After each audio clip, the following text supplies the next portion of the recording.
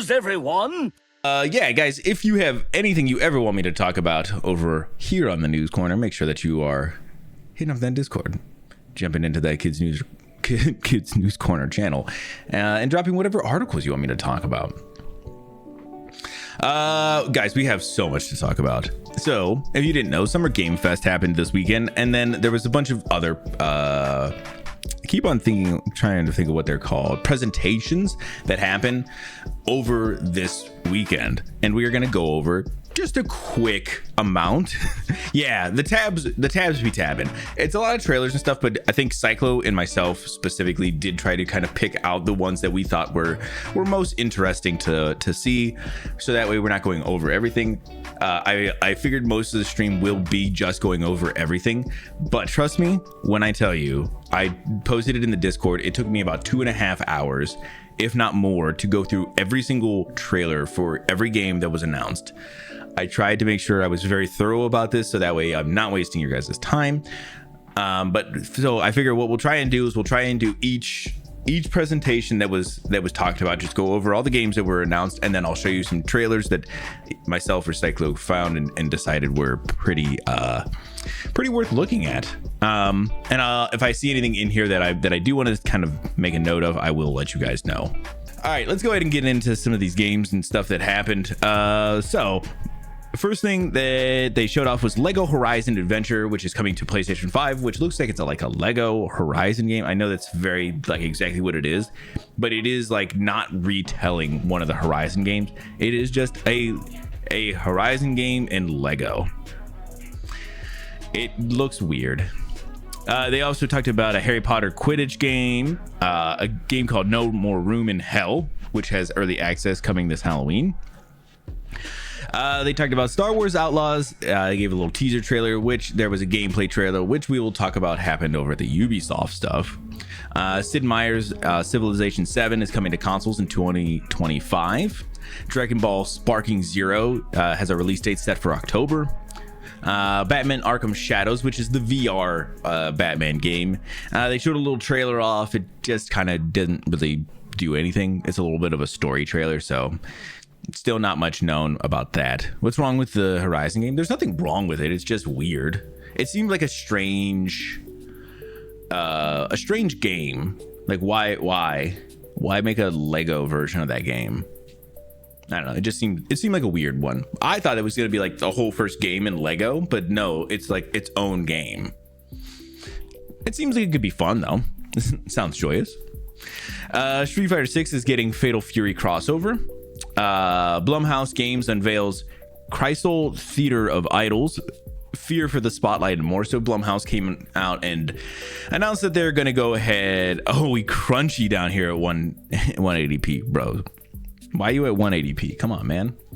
But yeah, so Blumhouse came out and they're saying that they're gonna start to publish games now, and then they showed a spotlight of a whole bunch of games that they're going to be publishing. They all looked fine. I mean, we'll see once they start to come out, but Mighty Morphin Power Rangers. Power Rangers Rita's Rewind revival reveals a new old school style beat 'em up. I want to see every pore. That's what I'm talking about, John. Mine is actually doing fine. ATM. Mine's smooth ATM.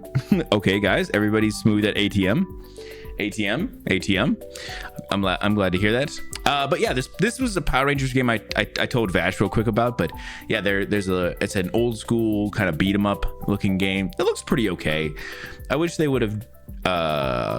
There was a Power Rangers beat 'em up that was a tie-in with the movie. The original first movie, and I really wish they would do that one, redo that one. I like the style of it there. It does not look like that. It's just a pixel art game, so it's not like cute tiny pixel, you know, or whatever. It's like full pixel or whatever. It's fine. It looks fine, and I just was hoping for a little bit more, but it could be very fun. Fucking Power Ranger beat 'em ups are great. The TMNT one, yeah. Loved that one. Me too, man. I bought it. Oh, did we played that one too? I think I bought it for my Sega, and I think we played a little bit of it. But I think it was my cartridge was broken. It restarted us after a certain point. Feeling a desire for Power Rangers? Don't listen to anything we just said then. Mecha Break sets beta test date for August. The first Ascendant gets a July release date. Alan Wake has a Night Springs DLC that was out already. The Night Springs stuff looks interesting. There is the girl from Control. There's like three different stories that are being told, and it's from 3 different protagonists, and Jessica was one of them. I thought that was cool. Old people, kiddies these days haven't seen it. That's true. Must need a new boat. Oh damn, man. Old people yearn for nostalgia. I mean, it gotta be a seasoned 200 plus month per person. That's true. That's true. If you're not at least 200 months old, you don't want a new Power Rangers game.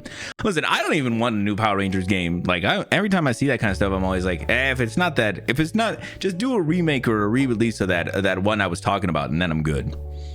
But yeah, I don't really care about having another one. Like, I'm not gonna go out and play another one.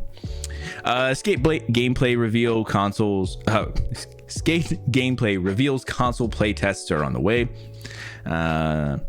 Skate game, not really up my alley. Valorant is coming to consoles. Do people care? Probably not me.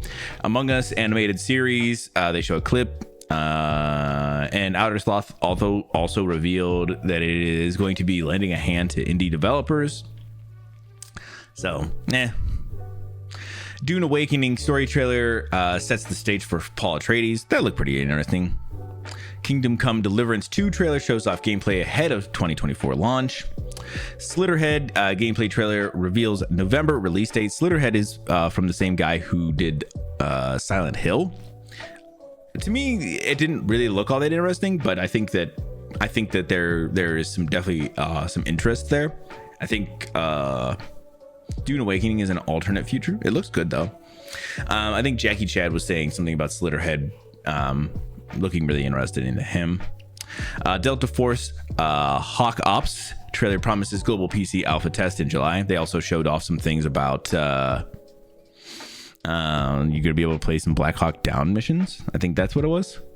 The funds from Among Us was a super cool thing for them to do. Yeah, they've gotten such money from like creators and stuff. It's cool to see them kind of giving back. I'm glad that they're doing it. Sussy. It's a what if Paul never came to be. Oh really? I didn't know that. I didn't remember that. I'll have to take a look again. Killer Beans early access dropped this summer. Bro, I don't understand what the hell's going on with Killer Bean. Wanderstop trailer reveals a cozy game with a dark secret. This is a game I showed off in the Discord the other day. I sent it over to Vash because it is apparently about running a tea shop, but it is also from the same people who did Stanley Parable. So there is always a thought that there is going to be something a little bit interesting. New Worlds Eternum gets an October release date for PC and consoles. Do people still play New Worlds? This was a game that was like made by like Amazon. It was like an MMO or something. I didn't think people actually cared about this. I don't think they do. A new Wonder Shop. Yeah, I'll be interested to see something more than that trailer. Isn't that the flush thing? Double flush thing? What the fuck is the double flush thing? The fuck are you talking about? A double flush? I've never heard of such a thing. Pal World is getting a new island and more pals. Do people still play Pal World again? Like this, some of the stuff I was like, oh, okay. Monster Hunter Wilds gets crossplay on all platforms and a new trailer, which we will be looking at. Kinitsugami, the Path of Goddess, nabs a July release date on PC and console. I'm surprised this game's already coming out. The more I've seen of it, the less I've been interested in it, but I still think it's a Capcom game. I think it could obviously be pretty good combat wise and everything. The bean, it probably is, but that bean thing confuses me to no end. Phantom Blade Zero trailer reveals breakneck action and world tour demo. So that was everything that was in the first the Summer Game Fest. That was a huge list of games that got shown off, and yeah, isn't it a meme? It could be. but it's definitely a game. Killer Bean. It could be. There's a meme about beans, about the boys going looking for beans. You know, I remember that. I don't understand it though. Phantom Blade does look good. So let's go and check through some of the trailers. When did Neva? Where did Neva's come up at? That one was from. They didn't even discuss it. It was definitely in the thing though. But yeah, so they did show off Neva, another trailer for Neva. I guess they were just showing off everything.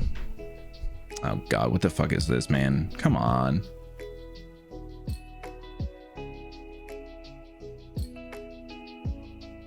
Okay, so what the fuck is this? Okay, so Killer Bean Forever is a 2008 American animated action film. Why? The budget was less than $1 million. What was the... What did they make?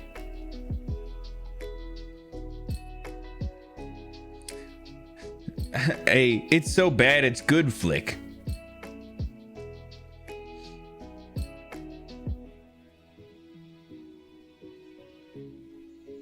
Yeah, I guess the movie became a meme because it got uploaded on YouTube. Weird.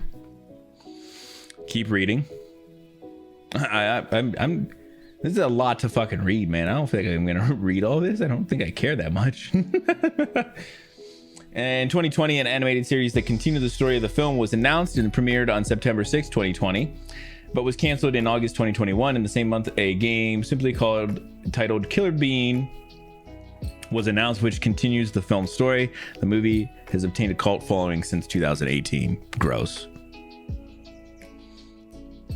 This is so dumb. Whatever. Bro, is this the fucking Killer Bean things? All right, hold on. Let me listen in here. Sorry, it was a double flusher.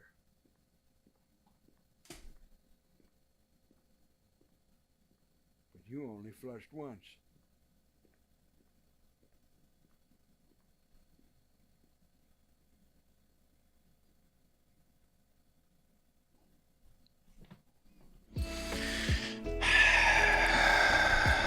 Okay.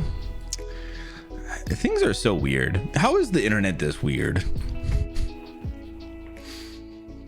Yeah. All right. Yeah. All right. I'm not gonna ask any more about the bean. I don't want to know more about the bean. Sorry. I want to watch. I want to watch this trailer for Neva. So this was a trailer that was shown off. Yeah. Don't hear about it at all anymore, man. That was showed off during the Summer Game Fest. It is by the same people who did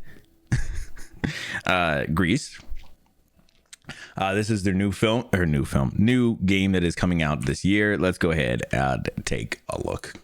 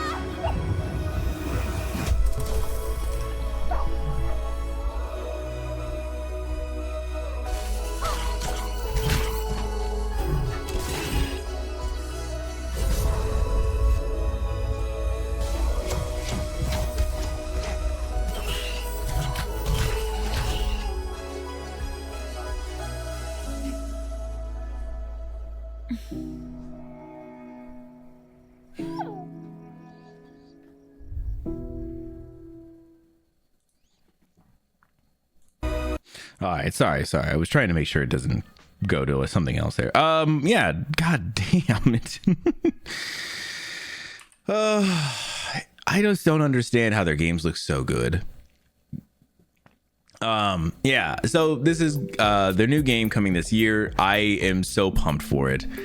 I'm definitely gonna play it on stream. I am gonna give everybody a little bit of time when it does come out to go through it and everything, because I want people to play it before I play it.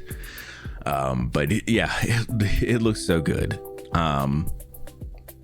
Yeah, the combat, I was so excited. I'm glad that they're doing combat. The combat looks crispy. I'm very excited for it. Commit crimes to protect Wolfriend. I know, man, it's gonna be so good.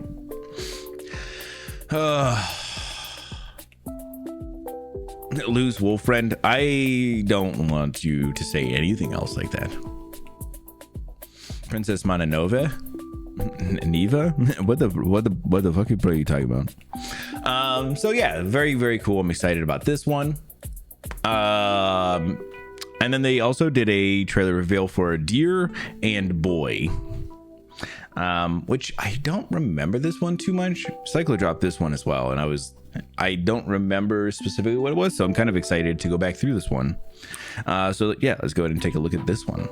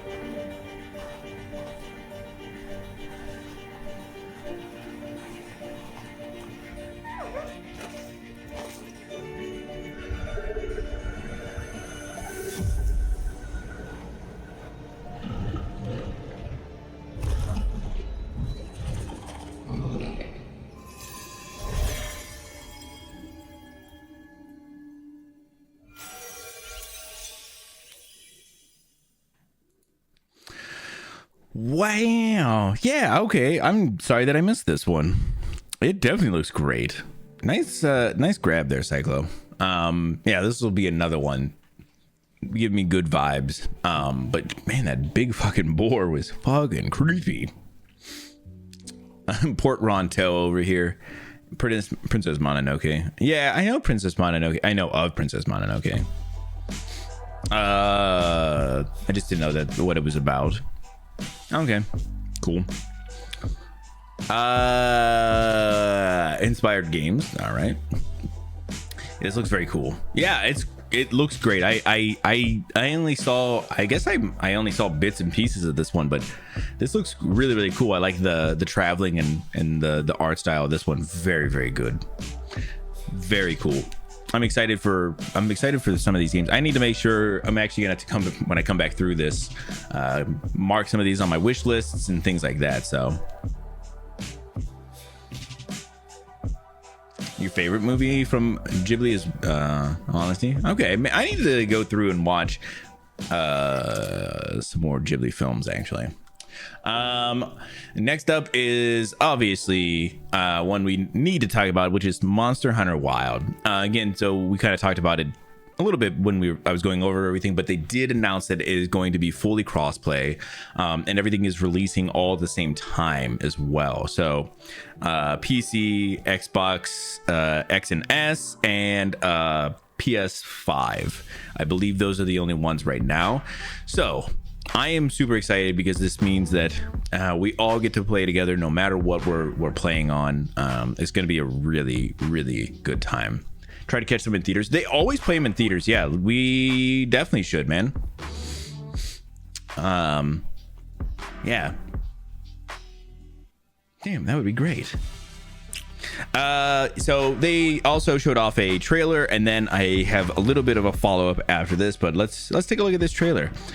Also, Ron, listen, you can get it on whatever you would like, buddy, so that way we can play together.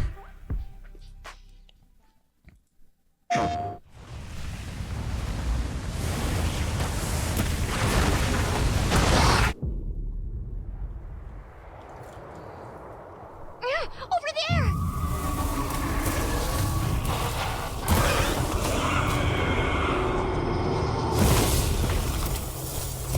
Why are you here? You can't do this alone! We need to shake them off! Follow me! Yeah! Here it comes! There's too many of them! Watch out for that glove! I will draw its iron! Cover me! You got it. Be careful. Be ready! If we can make it to the rocks, we may lose them!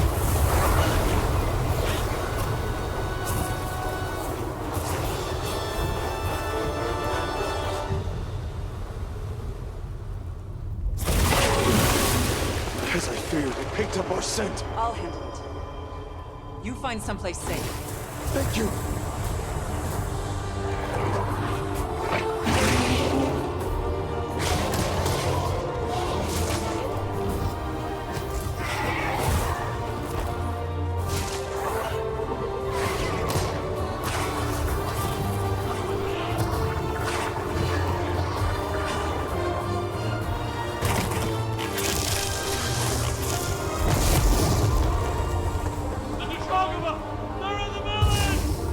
Don't worry, the hunter is here.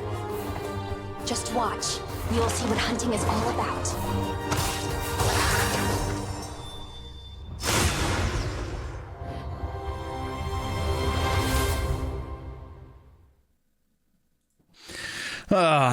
All right, yeah. So, a couple of things that they've been going over since these trailers have all been coming out. One of the big things that they kind of have been talking about is that everything is voiced now. Everything in these games is going to be voiced. So, even your character is now fully voiced. They're very proud of this. The game looks so good. But they also kind of talked about like going from cutscenes into gameplay without any load times or breaks or anything. So everything is just seamless, which seems like pretty interesting. I think that I'm very interested to see how this goes too, because one of the things that they've been showing off a lot is running from monsters and not a lot of monster hunting. I do like this thing here where they're showing the monster kind of interacting with parts of the world in very interesting ways. So they're also showing off a new monster who I think people are kind of talking about as is probably the new flagship. So pretty cool stuff, especially in this franchise. Too much combat or too much monsters, I'm sure. That's true. But that does bring us over to, so Monster Hunter Wilds is going to get a playable demo over at Gamescom, which is in August. It's at the end of August. We'll definitely make sure that we're covering it, of course, here. But they're going to be showing off a little bit more there, and like I said, I think they're going to be making it playable at Games Fest.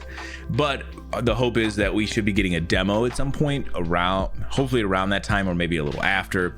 My thinking is that the game is going to release early 2025. I think that the game is going to could be pretty early, which would be great.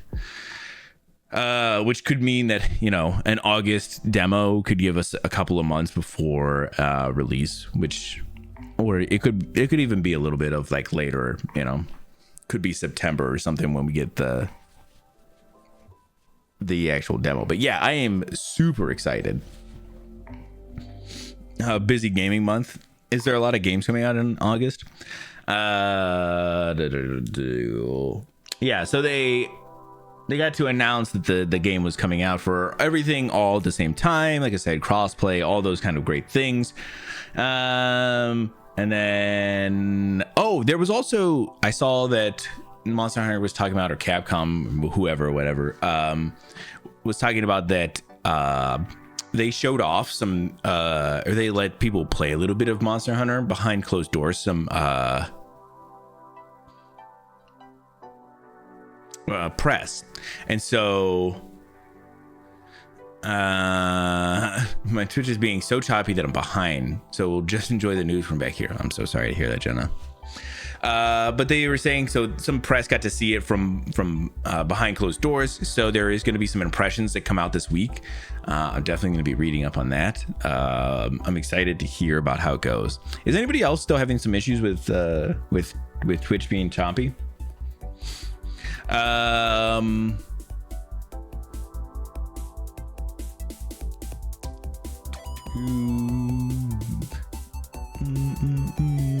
Yeah, so this article is mostly just kind of talking about them being at Gamescom, which is very exciting. But No Clue stated 1080p to be safe. Nice. Cyclo's up here doing big things. Black Myth and Outlaws. Black Myth will be cool. Outlaws, I'm not sure about. I do have a trailer for Outlaws later. Crunchy smooth down here. Damn, man is like a crunchy peanut butter at a 1080p. So I'm excited to see what they end up doing for showing off the demo and stuff. But then yeah, if the demo will be released to everybody. Oh yeah, sorry, 180p. My bad. I keep on saying 1080 because that's just I see 1080 and I'm like, yeah, nope, it's 180p. So yeah, very cool. We will hopefully have no Monster Hunter news for a little bit. Just we had a good time. We've had a very busy couple of weeks here with Monster Hunter, and we will come back to it hopefully in August. Give us a little break to digest and keep having fun. I did see the recent playthrough for Outlaws. It looks promising. Yeah, we'll see. I dream of 1080. 1080 is aspirational. I'm on 160 now. Good Christ. I didn't even think it went down to 160. I don't know how you guys are finding. How are you getting these most random of numbers? Hopefully this doesn't persist beyond today. Excuse me, guys. I was gonna say, hopefully this doesn't persist beyond today for you guys. I know people are, I think like Vash they got a stream and stuff tomorrow. I would like it to not be so crazy. All right, and then last for Summer Game Fests, before we jump into the next presentation, is the trailer for Phantom Blade Zero. They did show this game off last year, and I thought it looked really good. I think it still looks pretty good. But yeah, they just gave us a little bit of a look, and I know what Hades looks like. It's cool. Yeah, I know. So yeah, let's go ahead and take a look.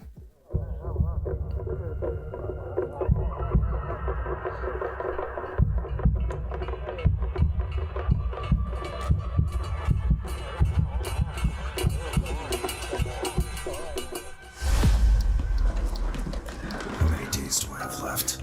42 or 41? The Faceless is here!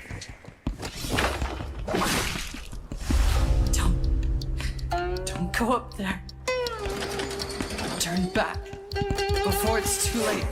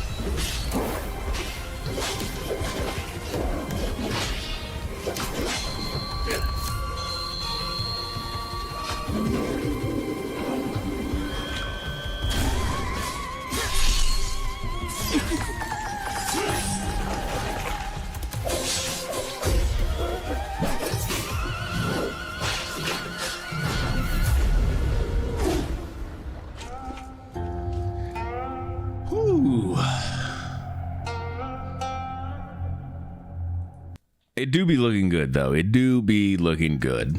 But yeah, then they announced that they're doing like some actual like in-game or not in-game in real life demos for this game. So if you wanna go check it out, look pretty good. I think yeah, the combat looks very, very interesting. Really want a Bloodborne? Bro, I want a Bloodborne. People were pissed that there was no Bloodborne conversation this weekend too. So, bro, we definitely want Bloodborne. With Liza P. That's right, man. Yeah, people don't want a Souls, they want a Bloodborne. Very jib jab. That's true. I'm 100. If this is Souls like, I'm 100% A. Probably is, man. Then a Souls. Yeah, it does look like it's probably gonna run very quick. The combat just looks insane. I'm gonna we'll do another little play of this right here when it goes real crazy. It's very, very clean for combat and everything. I'm excited to see what happens. And then, so I'm not sure I'm doing these in order, but I'm definitely doing them in some order. But I'm pretty sure Day of the Devs was right after Summer Game Fest, and so we'll go over some of the things that were announced there as well. Lies of Timothy. Charades of the Chalamet was right there. Wow. Teleporty? Okay. Everybody a little teleporty. Nice, guys. I'm glad that you guys are all sticking around in your 180p's and 160p's. Yeah, let's go ahead and we'll go through what was announced over at Day of the Dev. So Simpler Times was a game that was announced by in partner with IM 8-Bit. Game looks real chill, very nice. Battle Vision Network. I didn't see anything for Battle Vision Network. Karen was shown off. This is a climbing game. Looked pretty interesting. Very cute. Well, not cute. That's one. Maybe this one wasn't the cute one. Maybe I'm thinking of a different one. But it did kind of show off a lot of like very. Oh, this is the one that showed off some like very accurate like climbing type stuff. So, Pedal Runner. Damn, bro's got the Akira slide right here. Okay. Was a Game Boy RPG. Game Boy styled RPG. Also, guys, this was something I mentioned it in the Discord, that every game all now has farming, because I think of Stardew Valley, or everything is like Game Boy like with like and they all want to be like Pokemon. Like, I don't fucking get it. But good Christ, yeah, I mean, that was a crazy amount of that kind of stuff. Right when I started to type, my Twitch chat disconnected. Well, that's great. My P's are treating me well. It's like I need glasses. No words can be seen. Yeah. Stardew Mon. Kind of, yeah. It's usually one or the other. I'm making games now. Yeah, but it's funny how much influence those games have had on people at this point, where they're just, everybody does farming now. Like every single game, like even games you wouldn't even think should have farming, have fucking farming now. Or there was a ton of Ketchum games, which I was just surprised about. Karma the Dark World. Don't know much about Karma the Dark World. UFO 50. That is one of the games that we'll be taking a look at. Cozy Grove Camp Spirit. Ooh, this looks like it could have been interesting. I didn't see this one. Koira is a narrative game set in a small snowy forest. Main character frees a puppy from a trap, and the two work together to return home through the woods. Oh, interesting. A Ranger, a role puzzling adventure for UFO 50. I'm excited to see it. I haven't got to check it out. And one game executives. Well, I mean, a lot of the games that I saw were like indie games, like smaller game titles. So probably people who didn't have executives working on them. So Fear the Spotlight, ironically made by a studio called Cozy Game Pals and published by Blumhouse. Fear the Spotlight is an old school throwback to a classic horror film.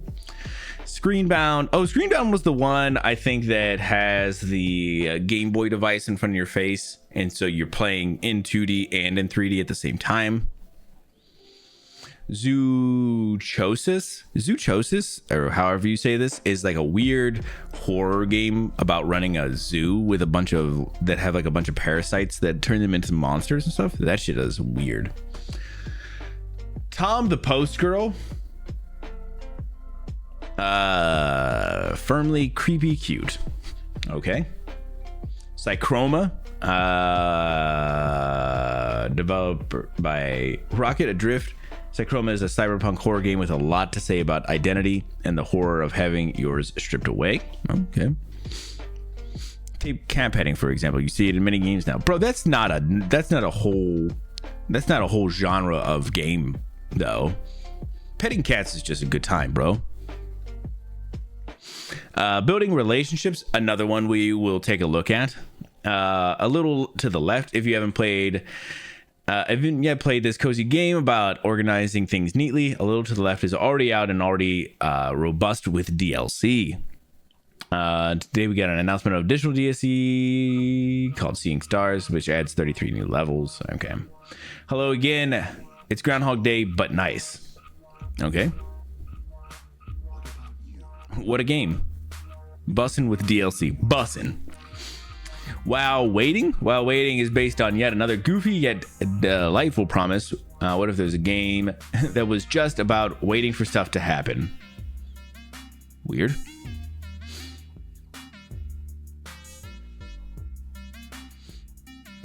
To Hello Again. Oh yeah. A postal worker travels to a remote island, gets stranded, and finds themselves in a 12-hour time loop only they are aware of. Oh, yeah, it is Groundhog Day. Emotions being manipulated. He doesn't even know it. What do you mean, man? What about my emotions? How dare you? All right, I need to change this song though. The cat petting, bro. Yeah, I love cat petting. Sorry. After Love EP from the creators of Coffee Talk and What Comes After Love. After Love EP is a story about a musician in Jakarta who hears the voice of his girlfriend after she dies. It's a narrative game with dating sim and rhythm elements.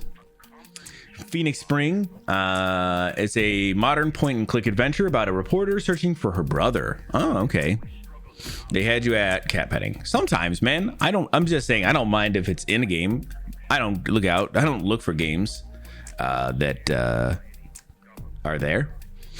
Are you talking about Phoenix Springs? That's one of the ones we're looking at, right?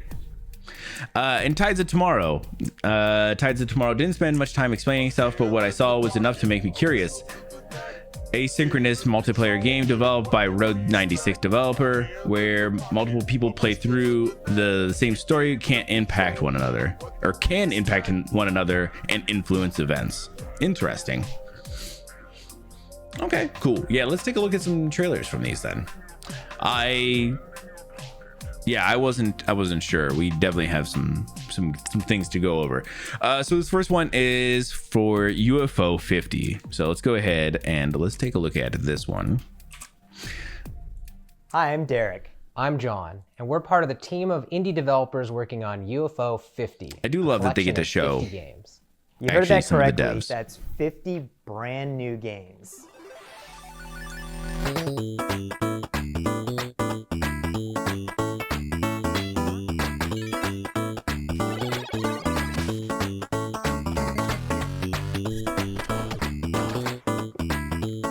Spelunky devs, nice.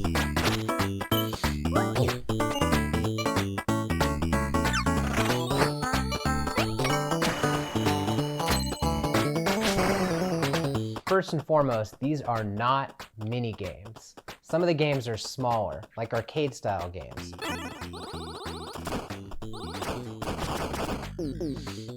Others are quite large, with expansive worlds to explore. But every single game is a complete experience, from its opening title screen to its ending credits. There's a story that connects all these games too. We invented a fictional company called UFO Soft that developed these games for a fictional 80s game console.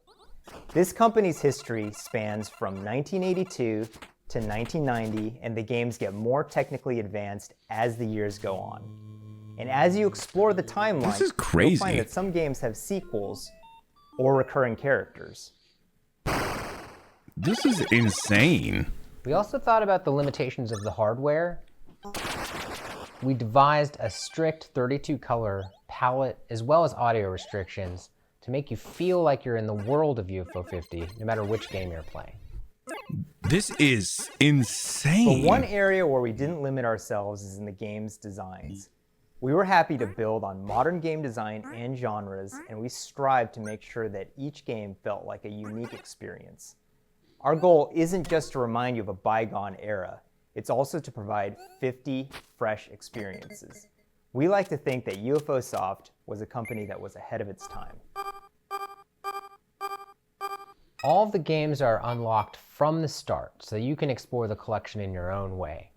Every game's not going to be everyone's favorite, but figuring out which games you like is part of the fun. With so much variety, you're sure to find something to get lost in, whether you prefer fast-paced action games or thinky strategy games.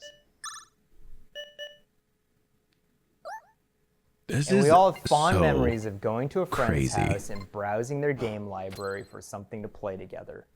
So half of UFO 50's games have multiplayer, either co-op or versus. Yo. You're Needless to dead. say, UFO 50 has been in development for a long time. Yeah. But today, we're very excited Jesus. to finally announce a release date. That's right, UFO 50 is coming to Steam on September 18th. Damn.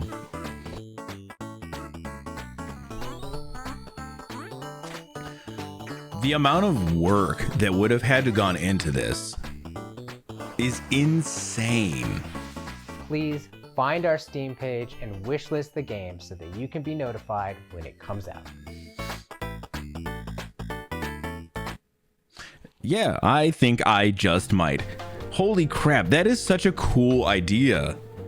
They essentially, yeah, they decided they were gonna make this like whole story of this game is essentially a story of a bunch of other games, and oh my god, that is so cool. Yeah, to make 50 games and to kind of have like a story that's kind of overarching and all that, like that is insane. That is why indie devs can be some of the best. Because that stuff is stuff you would never see. That is such a cool idea. So yeah, definitely make sure you guys check this out. Especially if you love the old school type games, this is gonna be very good. I can't believe that is, man. Yeah, when just as they were kind of talking about it, I was like, that seems like a lot of work. I am shocked they did that. So yeah, lots of things that they're taking inspiration from, which is great. I'm glad. I mean, obviously they kind of, you know, that's kind of the point of this, is they're taking inspiration. So very, very cool. Let's go see. The next one is, oh, hello again. Nice. Let's take a look at the trailer for this one. Hello again. My name is Dwight Ha. Davis, and I'm the sole developer behind I get Hello it. Again. which I is get a it. game about being trapped in the world's coziest time loop. Also, damn, do you see how bad this guy's hair looks? If you guys wanted to check out, you know, maybe some really nice flowing hair, you know, some like just a nice set of hair. Make sure you're checking out that dude Vash. All right, let's get back to it.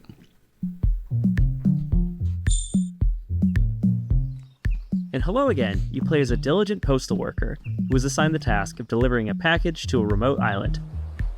One shipwreck later, you awaken stranded on the island and trapped inside an unexplained 12-hour time loop. Always a The little. three core pillars of Hello Again are exploration, There's a little cat. conversation, and puzzle solving.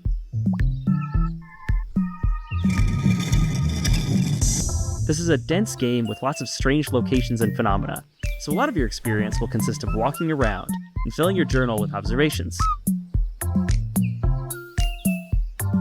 The art is so As you clean. explore, you'll discover that everything runs on a clock, from the weather, to the tides, to the ancient circuits that power the ruins littered across the island.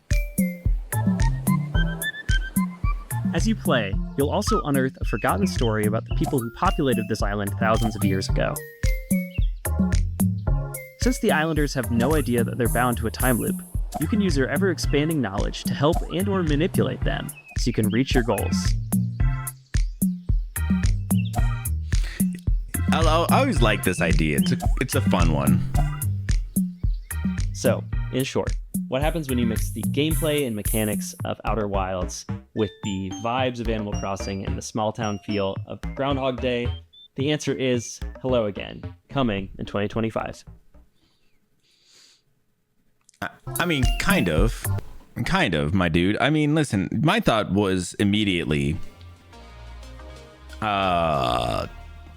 Majora's Mask, very similar kind of feel, for like having, you know, a time loop kind of thing. I'm kind of shocked that was like that he didn't say that. You know, like I feel like that's like exactly what this is kind of a parallel to.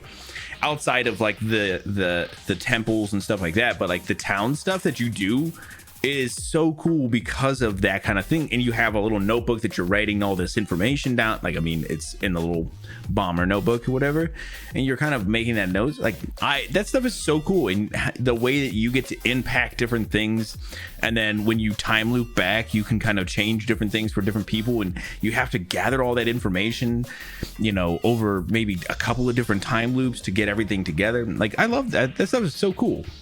I'm just surprised that was not one of the comparisons. Maybe they just didn't want to be compared to that, but very, very, very cool. Like I said, artwork is clean. Oh, you guys didn't like my Vash shout out there? I thought that was a pretty apt shout out at that point for it. I mean, listen, my dude is just, he's just out here trying to look quite as good, but he's not, man. No boss doesn't make it more Outer Wilds. That's fair. Yeah, that's fair. I just thought that some of the gameplay stuff has a very similar vibe to Majora's Mask, and Outer Wilds probably, if that's part of what our Outer Wilds is, because I actually don't know that. Then they probably took a little bit of that inspiration from Majora's Mask as well. I'm not that Majora's Mask is the first person to do it or first game to do it. It's just one of the ones that to me I love about Majora's Mask. Time loop game. It's so good. So good. So maybe he's avoiding that one? Bro.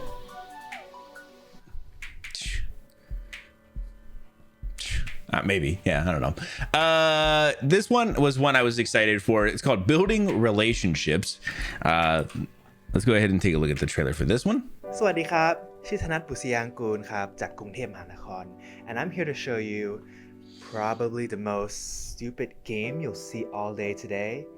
It's a silly adventure game where you play as a house on a date, and it's called Building Relationships. Take a look. What? Oh, bro, the whole house is going?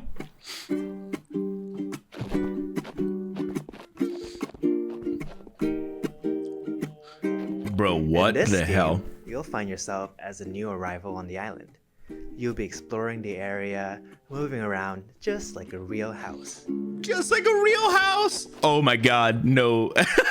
Here's a bunch of wacky structures you can meet. Like Mint, who's a friendly apartment, here to help introduce you to the others. Mint, the friendly apartment? That's... Or Millie, who's this tall windmill that might just step on you if you ask them nicely. You'll also find these chesters hiding around the island. They're not looking for a date. They're in a very complicated polycule. But they'll help you unlock new abilities. My like God. Jumping. This is insane. And This wave is dashing. If you're looking for a break, there's a bunch of fishing spots around the island. this is fucking Though insane. The local wildlife might not be what you expected. Bro, they're all cars. Oh my god. Oh, it looks like there's a few questions on stream. Let me take a look. Is this a dating sim? Not exactly. There's some dating elements, but the story all takes place in one day. So think of it more like a short hike, but stupid. But stupid. Are you okay? Pee pee poo poo. No. Is my mother proud of me? No. Can you have sex with me? No. But there is some plans for DLC because just like in real life, you have to pay extra for that. What the fuck? An unexpected adventure awaits in building Bro. relationships. What Which the is now on hell? Steam. Man, what am I doing in my life?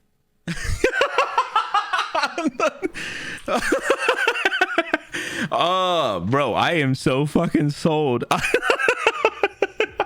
And, you did not tell a lie. It's like, look, this dude is amazing. He definitely.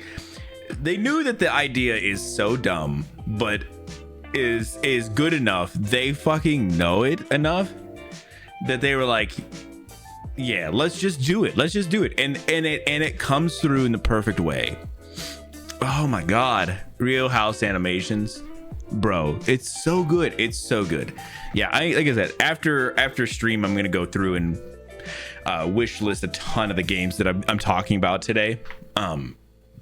This is definitely one of them. Oh my god, that was so good. The short hike but stupid sold me. Yeah, as soon as he said some stuff like that, you're like, no, I get it. Even the windmill stepping on people, the sex DLC, all that stuff, that is amazing. So good. God, that's the thing that gets me. Like, when you bring these big companies out and they're talking about like their game and stuff, there is a little bit of heart that is just always missing that indie devs have for making games and stuff, that just comes through in such a different way. Like even this, where it's just obviously they're having a lot of fun with this, but it's because they actually love making this game, you know? It's crazy. It was like, I remember, I think I've talked about this a couple times, but it was like, I think it was Ubisoft. They had like the dev of Unravel come out on stage one year. This is a while back, but he was like talking about his game, and he was all like, he's super nervous, his hands are all shaking, but he was showing like his little yarny that he had made, and people were like, dude, like, I want to see more people who are just, they're not like these people who are like perfect, you know, presenters and stuff like that. Show me the people who are passionate about the game they've made, or who can have fun about that. You know, it's so good. So I'm so excited about that kind of stuff.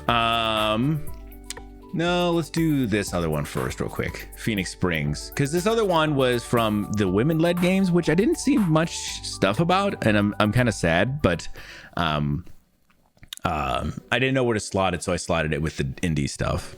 But this is the trailer for Phoenix Springs. We're gonna do Phoenix Springs and then the Albert Wild, and then maybe we'll take a quick break so I can hit the bathroom and stuff. Kind of have to whiz. But yeah, we'll do a couple of those real quick. Unravel 1 was so sweet and amazing. Dude, it was so good. If you guys have never seen that, you should try and find the video for when Ubisoft talked about Unravel. It was so cute and so good. Unravel is just a great game in general, but they had like the guy who was making it, because at the time it was a very indie game. come out and talk about it, and it was super heartwarming. Got to go, my dudes. Hey, thanks so much for coming in and hanging out, Ron. We will see you around. Have a great day, dude. Later. Love you, dude.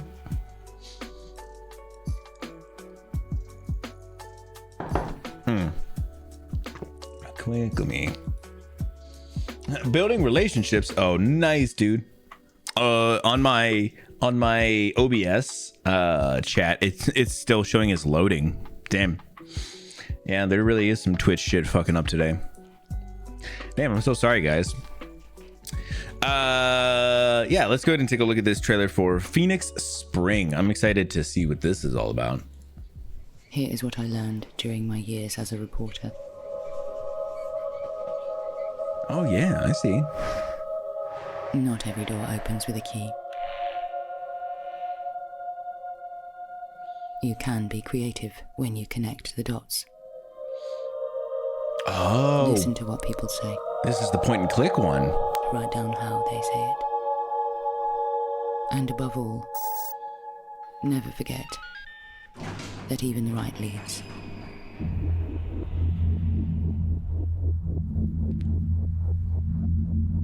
Even the right leads can lead to the wrong place. All right. Oh, okay. Oh. Wow. All right. That took a turn there. That looks so good. Yeah, good art style. Good point click. That sounds like it could be a lot of fun. And it looks like it could make some interesting twists and turns. Very, very cool. I like the dialogue or the options when you click something that talk to, look at, use. That's a cool addition to pointing and clicking. Very, very cool. Let's do this last one. This is Albert Wild Quantum PI. Like I said, we didn't have much from the women-led games. I didn't even see a thing about it, which is fucking stupid. But I do want to check it out. If you guys do see any other ones from this presentation, just let me know. But yeah, I want to take a look at this trailer. I don't know anything about this. Oh no. You use items. Oh, I like that though. Another night in the city. The kind of night where even the dark can't hide the crime. Mind you, that might have something to do with the fact that I've got a cat's eyes. Name's Albert Wild. I'm a private eye. I'm the cat you come to when you need justice in this town. There's nothing like the rush of being on a case. All 6 of my nipples are tingling. At any rate, this case sounded like one of the weird ones. The body, it ain't normal. But then, what is normal in this jungle city of ours?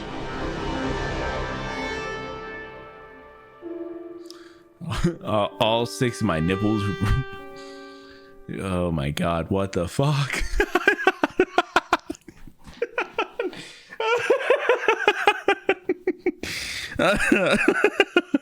What the fuck?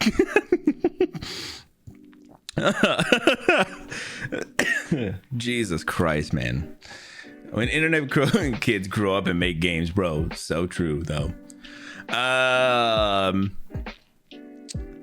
Was part of women-led as well as Day of the Devs. Yeah, I was sad because like I said, I was trying to find as much as stuff as I could, but the women-led games presentation, I didn't see anything else anywhere else about it. So I tried to grab everything I could. So as I say, if anybody sees anything from it later on, always feel free to drop it in the Discord. Devolver, so they also had a little direct thing that they do, which was, it's usually just a handful of games, but Devolver is one of those companies that when they're going to put out a game, it's usually going to be something pretty interesting.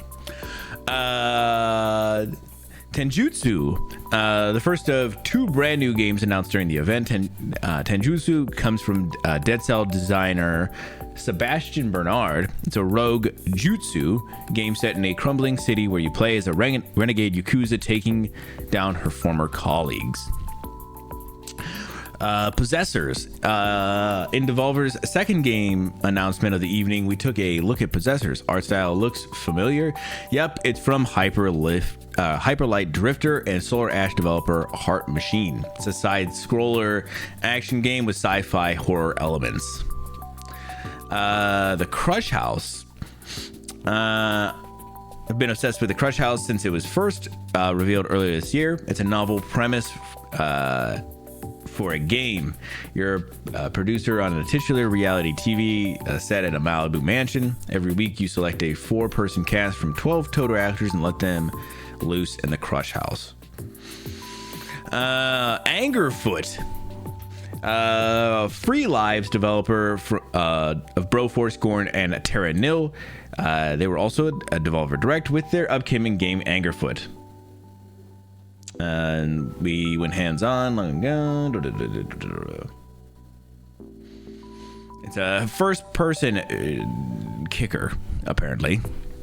Speaking of kicking people in the face, yeah, this one is another one. I think Angerfoot and that Mullet Mad Jack is 2 for some reason that get mixed up in my mind, even though their art styles are very different. But I feel like they have very similar.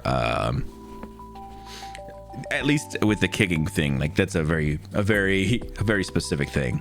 Talos Principle 2, I think this is some DLC that's coming out for Talos Principle.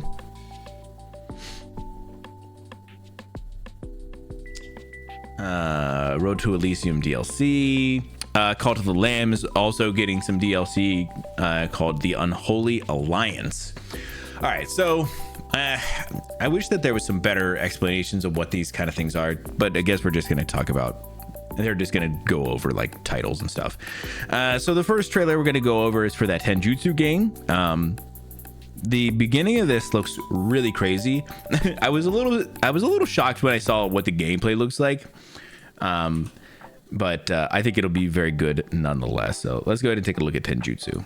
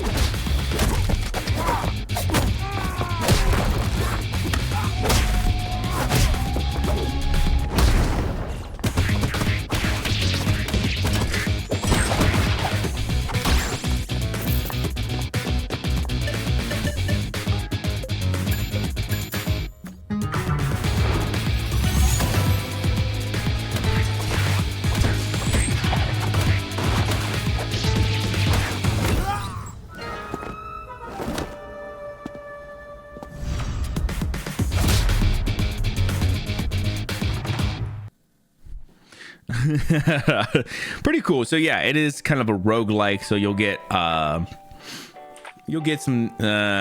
some money and stuff that you can then spend on. It looks like areas in the neighborhood and stuff, and then you get some perks and stuff from those.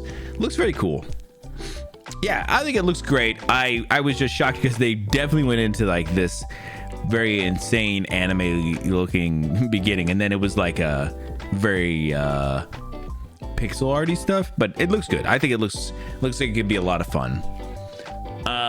Next up is that Cult of the Lamb Unholy Alliance update. But yeah, let's go ahead and take a look. Music still slaps from this game. Still slaps.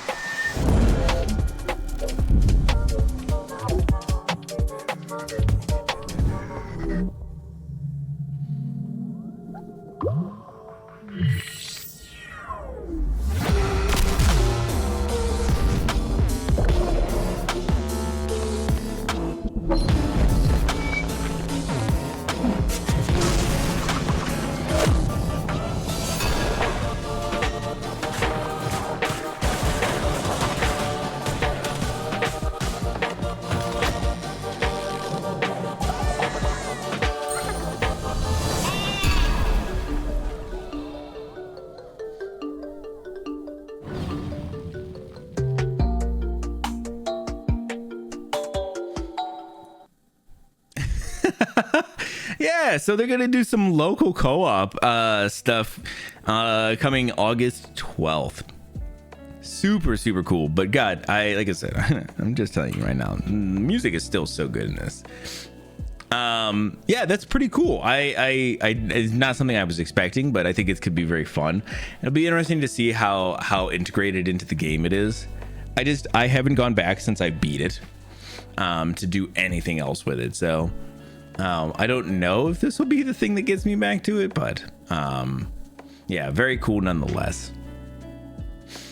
Yeah, I think it's kind of interesting because they even show like building stuff together and everything, and then like fishing together. I don't know. I wonder what this whole thing will be like. And then the last one we're gonna go over is Possessors. I don't remember too much about this one, but yeah, we'll take a look and we'll see.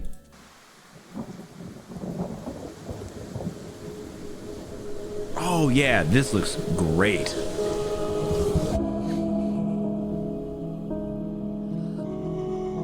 Art style is phenomenal.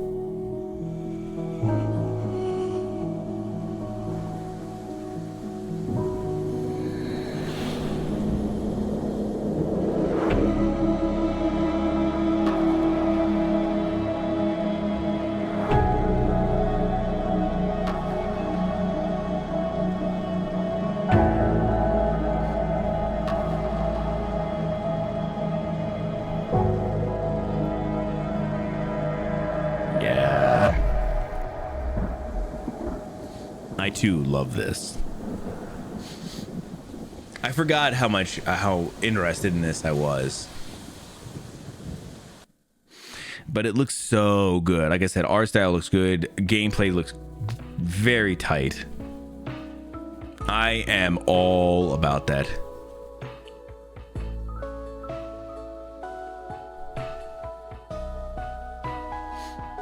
The art on the swinging sword.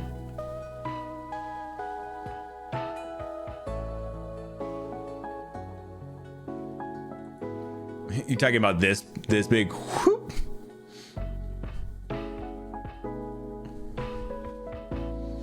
It's just crazy because I think some of this stuff, like I said, sometimes game developers are kind of overthink how things need to look, and if you just put your own style and flair on it, it doesn't have to be like the most crispy game ever, you know. It doesn't have to be this crazy looking game. I think that's a big thing, is, you know, it doesn't have to be this, but put that good style on it. Yeah, for sure. So very, very cool. Let's also go over what was in the Wholesome Direct. And this is not everything. This was, from what I saw, it was just 15 of our favorite games, which is from IGN, whatever. I think there was apparently a lot of games that were showed. This is just a good handful of them, and we'll just go over what they kind of deemed were kind of some good ones. And then, you know, I think I have a couple of not specifically from this, but some other trailers to go over after this one that I think I couldn't find a spot for. So Squeak Ross Home Squeak Home is a adorably named combination between a puzzle game and a decorating simulator. Oh, okay. You play as a little mouse, it looks like. Fruit Bus is an upcoming adventure game. Fruit Bus players will get to customize all their own food trucks, drive around, and gather ingredients from an open world. Oh yeah, I did see this one. So it was pretty interesting. The trailer just showed like a guy up on a mountain. He like saw like a character way down, and he was like, he looks like he's hungry.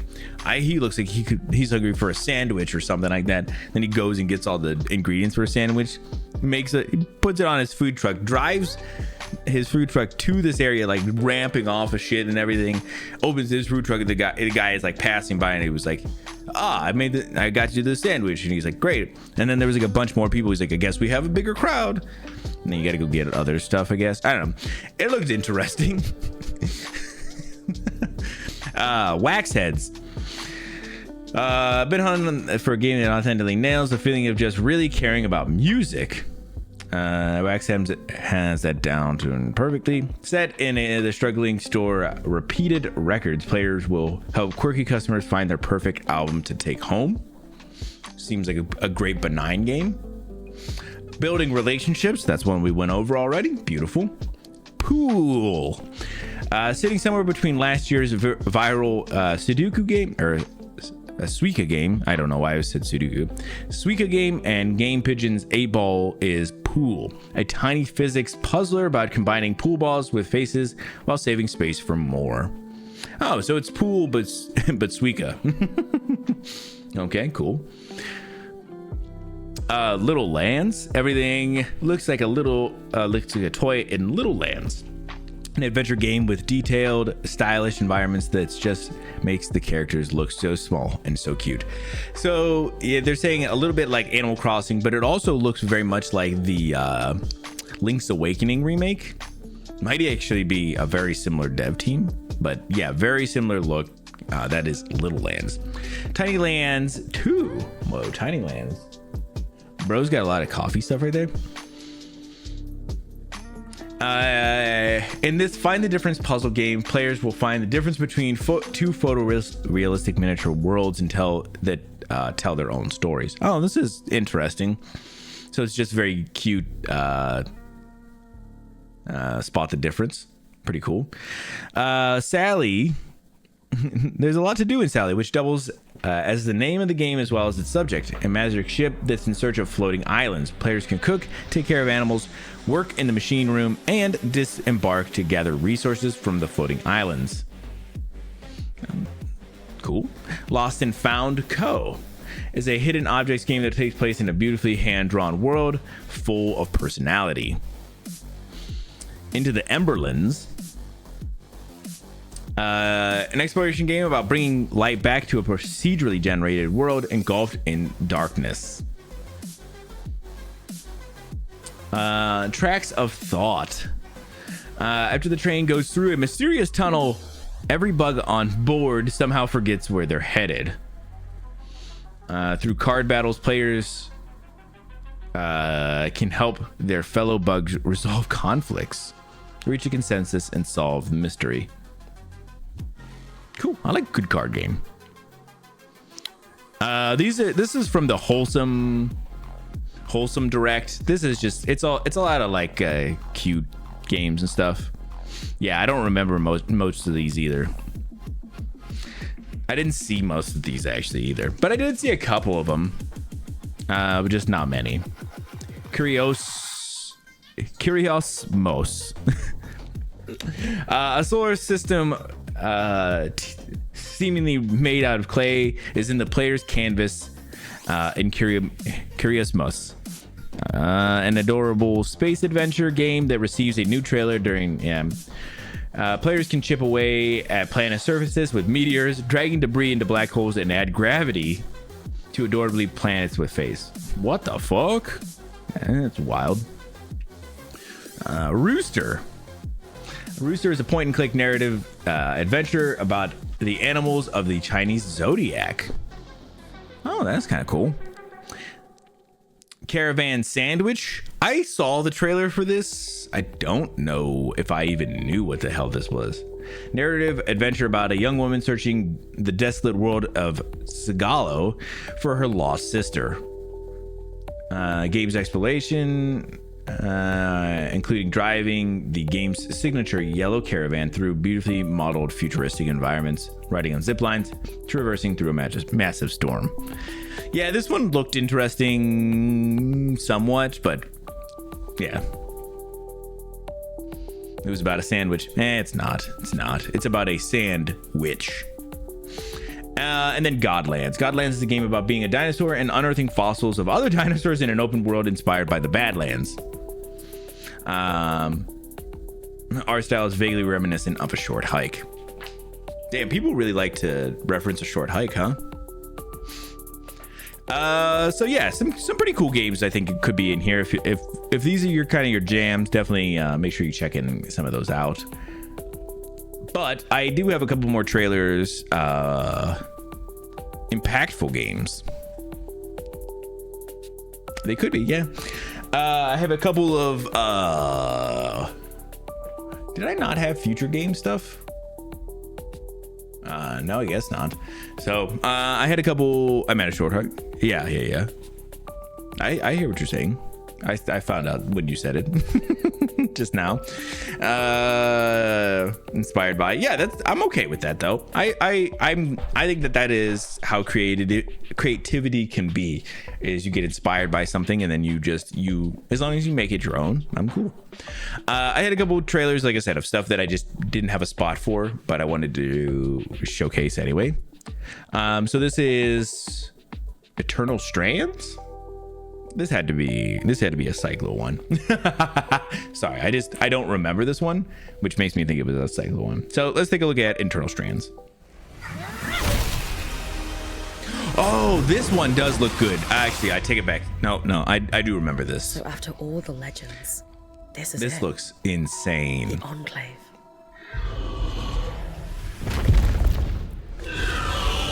Bryn, you need to get out of there now. I was made for this, Aurea. Weavers have known about this safe zone in the Veil's shadow for decades. No one's been this close in years. My hope is that we're going to find artifacts from the Enclave itself deeper into the shadow. You can count on me.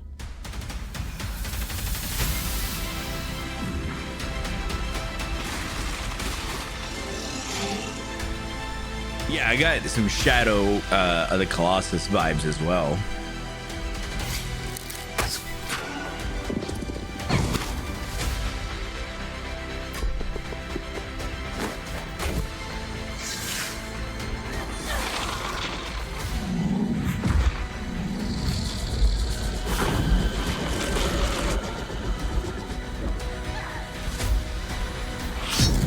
Yeah. This place holds mysteries beyond our wildest dreams. It's time to uncover them.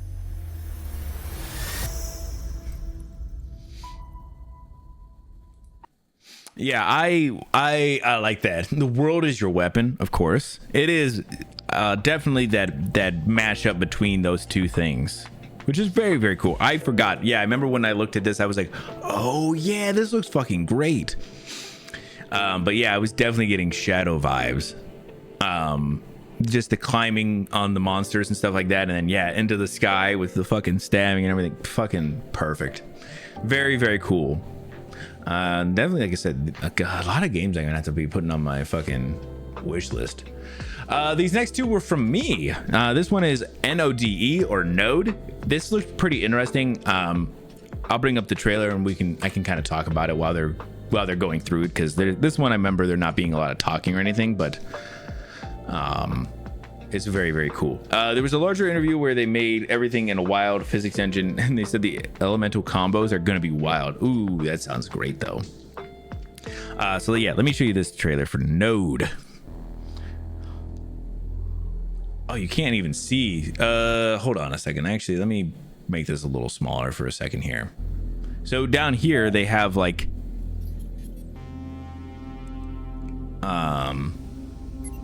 a bunch of commands. So you're essentially putting in the commands that you want this robot to do. All right, I don't think you need to see much more of that part of it. I just, for whatever reason, it got cut off in the bottom when I was doing that. But you put in the commands, and then you tell it to go, and then you have to, like, you know, play it out, and then it keeps probably ramping up with what's going on. I like the art style. I thought the atmosphere and everything looked pretty good. Could be very, very fun. Yeah, like having this, like where things are coming down, so you have to like tell it to go so many seconds, wait for so many seconds, then go again. Yeah, I just think there could be some really cool things with this. I thought looked like a lot of fun. And like I said, atmosphere I thought was really 10 out of 10 for me.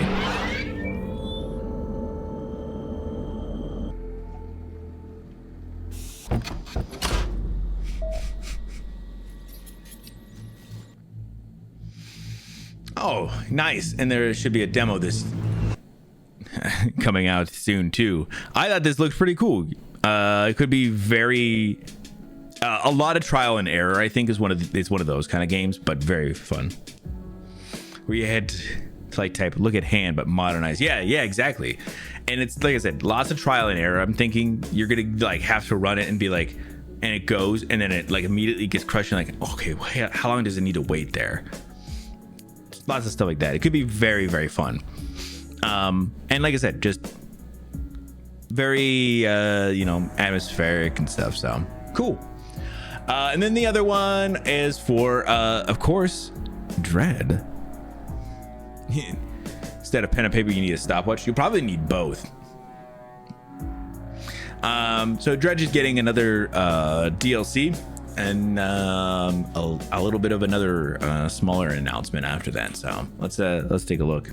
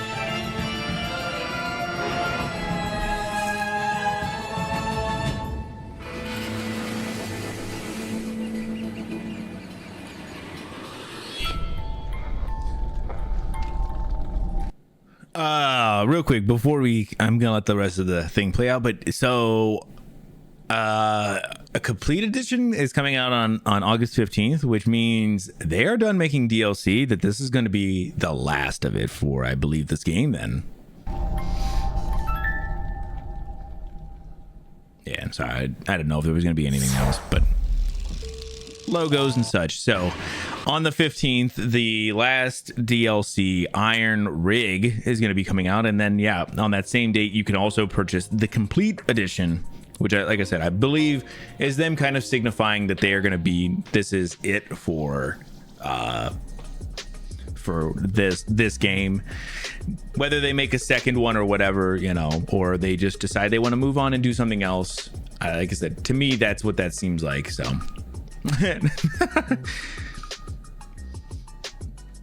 already looking forward to do they next. Yeah, I agree. They're already making Dredge likes. Yeah, it definitely kind of threw me off when I first saw it. I was like, this is super weird, but then it was like, oh no, I kind of see like what they're doing. They're kind of bringing back the, you're instead of a whole bunch of fish at first, it's like a bunch of these parts that was on a boat that sunk, and then then you're getting these fish for the scientists or something. There can be some pretty interesting stuff. So very cool. I like Dredge a lot. I still have not gotten to finish it, but I definitely will. Only devs from New Zealand, I know. That's pretty cool. Yeah, I didn't know if I didn't think I knew that they were from New Zealand.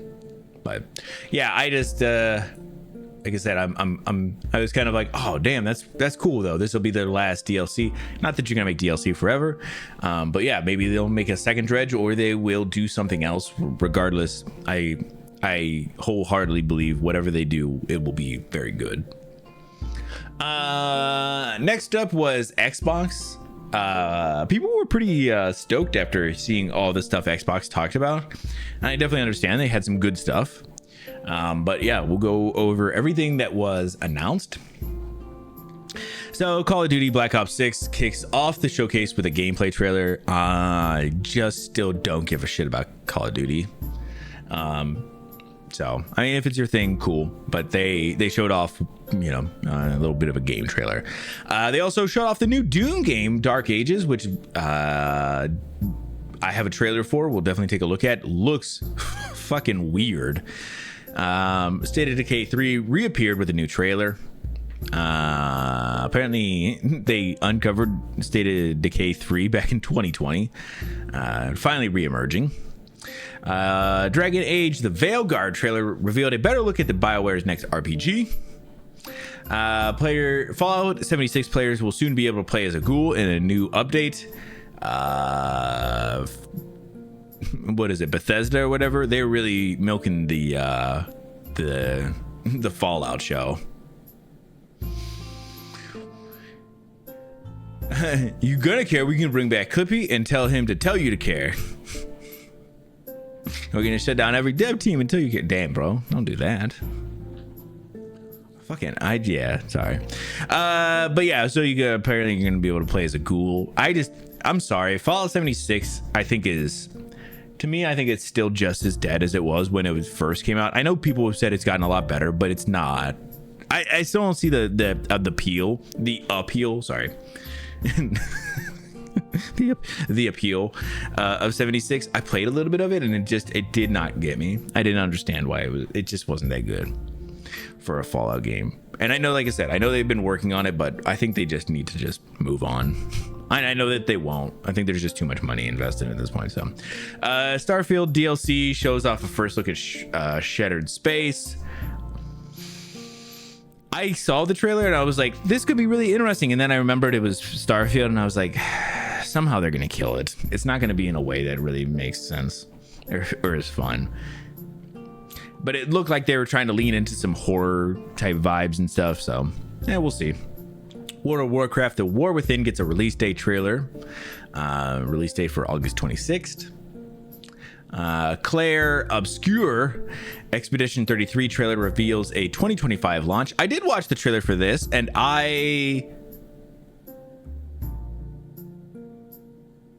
they added an observatory to that, but you can't use the damn telescope in it.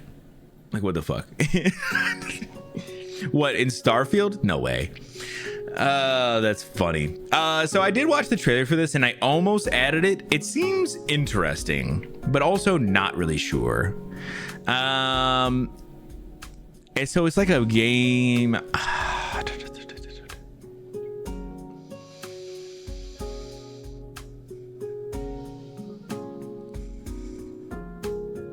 Yeah, I'm trying to think of what you were trying to do, but it's like you're like on the 33rd expedition to try and take down this big monster that is essentially like death incarnate. And so it seemed interesting. I don't know if we get another trailer at some point, we'll go over it, but I was really on the fence about it. I was interested, but not that interested. So you can enter photo mode and take pictures of the known universe, but fuck that particular telescope. Listen, that's why I was like, I'm not going to talk about Starfield. I'm so over how much they don't get how to make games. South of Midnight gameplay trailer reveals a magical swamp combat. We will be looking at South of Midnight. I am still very hyped about this game. Metal Gear Solid Delta Snake Eater trailer sets up Konami's remake. We'll also be checking this one out. Sea of Thieves is going strong with more content in season 13. Surprised Sea of Thieves is still going as strong as it is. I like Sea of Thieves. I just didn't expect it to keep on going. Pretty cool. I believe the season 13 lets you become like a villain or something. I don't know what the details or all that are, but Flintlock The Siege of Dawn is out next month. I don't remember anything about Siege of Dawn. Flintlock. All right. Perfect Dark reboot finally reappears as its first gameplay look. We'll also take a look at that. Age of Mythology Retold plots ahead with a September release date. This is from the same people who did Age of Empires, but it is all a bunch of mythology stuff. Pretty cool. I remember playing the original and it not being very good. When I watched the trailer, this still kind of looks cheesy, so not probably ever gonna revisit this one, but cool if you like that. Diablo 4's Vessel of Hatred expansion materializes with a release date. Goddamn, the trailers for Diablo 4 are still so fucking good. I watched this trailer and it is insane. The problem is, I know that Diablo 4 has not been very good. I have seen a lot of people talk about Diablo 4 and been like, yeah, it's not where it's supposed to be, where it should be. And maybe, I know that they're doing a lot of updates and stuff, and maybe they'll get to a point where it's okay, but I just know that they still haven't got it to that point that it's, people like it. 2037, probably, that's true. But man, their trailers, their cinematic trailers are so good. Fable conjures up a first look at gameplay. I don't remember there really being a lot of gameplay, but we'll be looking at Fable as well. Fragpunk revealed with a new creative FPS gameplay.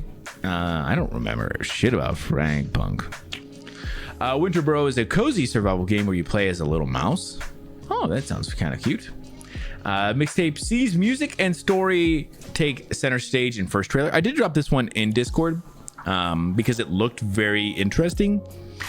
It looks very much like a 80s 90s kind of movie, but as like a playable type movie with a lot of music. Not something I can play on stream because there is a lot of real music like Devo, Smashing Pumpkins, Lush, Roxy Music, Iggy Pop, Suisse and the Banshees, I don't know that one, Joy Division, and more that are actually in the game, and so I definitely can't play it, but it looked very interesting. Probably worth checking out. Life is Strange gets a new game with a classic character returning. Apparently it's the character from the first Life is Strange game. I watched the trailer for this. It didn't look good. The first Life is Strange never looked good to me either. They'll put it in a streamer mode, maybe. That would be cool. Although I think it would not have as much impact because there's something about like that mixtape game where the music is supposed to be very nostalgic and kind of stuff like that. So it looked really good though. It just didn't look like something I'm going to be able to play. Microsoft Flight Simulator 2024 lands in November release date. Because this is still a thing. I don't know. Flight Simulator is like, I'm sure it's super fun, and if you have like a whole like cockpit setup, it could be a lot of fun. I just don't fucking see it as like a thing that even makes anything for me. So I don't know. And I'm like, okay, fine. Indiana Jones and the Great Circle trailer fights through the cold. I don't think I'm showing this one off because it was pretty long, but also I think it looks fine. But there's not much to it. It's definitely one, check it out if it's something you're interested in. But yeah, it was like 5 minutes. It is also really crazy because Troy Baker does the voice for Indiana Jones. I'm pretty sure it's Troy Baker. And sometimes, man, it really sounds like Troy Baker. And sometimes I was like, bro, that sounds exactly like Harrison Ford. So Wu-Chang Fallen Feathers is coming to Game Pass on day one. I don't really remember about that. I remember seeing some stuff and just not being that interested. So Avowed trailer takes a deep dive into Obsidian's next RPG. Adamfall channels Fallout in first trailer. It does look like Fallout. Assassin's Creed Shadow trailer highlights brutal stealth gameplay. Still Assassin's Creed though. Still don't care about it. Stalkers 2 Heart of Chernobyl gets radioactive new gameplay trailer. Still looks like Stalkers, not really that interesting. There was a new digital Xbox Series X console revealed. If that's your type of thing, cool. Gears of War E-Day reveal trailer unveils prequel game. I don't think I put this in the things of stuff we're looking at. No, we're not. Gears of War was never a game I'd cared about, but pretty cool if it is something you're interested in. Definitely check it out. Call of Duty, oh yeah, the Black Ops stuff, cool. Cool. Wild. You talking about the Troy Baker stuff? Did you see that trailer? there was a couple times where he was really nailing that Harrison Ford voice. So lots of stuff. Like I said, people were very excited. I think they definitely had a lot of stuff that they showed off that people were excited about, or at least like, oh, there's some promise here. Some stuff that they just haven't followed up on, like the Perfect Dark and stuff like that. But yeah, let's go ahead and let's start to take a look at some trailers. But gonna check out the trailer. Definitely check that one out because I don't think the game looks all that interesting. It looks fine. It'll be fine. But yeah, the voice is super weird. Because immediately I was like, oh, that's Troy Baker. And then a couple of times he gets like down deep where like Harrison Ford normally sometimes is. And I was like, bro, that's actually really, really good. I saw a lot of comments saying very similar, like, dude, this guy's very good. Not knowing that it's Troy Baker. I'm pretty sure it's Troy Baker though. So the first one off is Doom: The Dark Ages. This looks like Doom, but they've obviously made some updates to how this is going to go because of the setting. But yeah, let's go ahead and take a look. This is going to be a good one.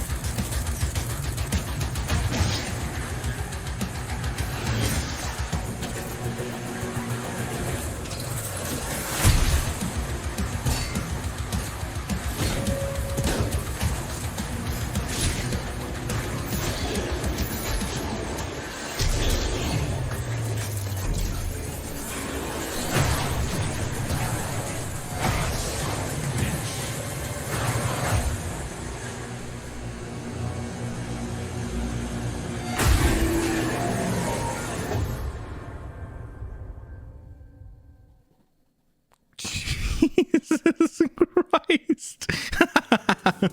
Oh my god, it looks insane. But yeah, I really like that what they're doing, because they're like, hey, we got to switch it up a little bit. Let's do something different. And they're, kind of taking, the Dark Ages kind of theme and kind of bringing it old school, giving them a shield and stuff, but still having a bunch of shit. It's so crazy how good it still looks. And yeah, soundtrack is gonna fucking slap. I really excited for this. He's proving he's not overrated. I agree. Someone call him overrated. People just like to say that because he's in everything. People like Ron about it. Yep. Yeah. I like how much he can change how he sounds, but then sometimes he just voice acts because he has a good voice. So a Baker and a Chris Pratt. Yep. Yeah. Chris Pratt just does his voice. At least Troy Baker does can do different voices, and he's very good. If you guys have never seen his Joker, he does like a Mark Hamill Joker impression that is very, very good. It's crazy how good he can be. And I get where people are like, if he's just doing his normal voice, it is what it is. But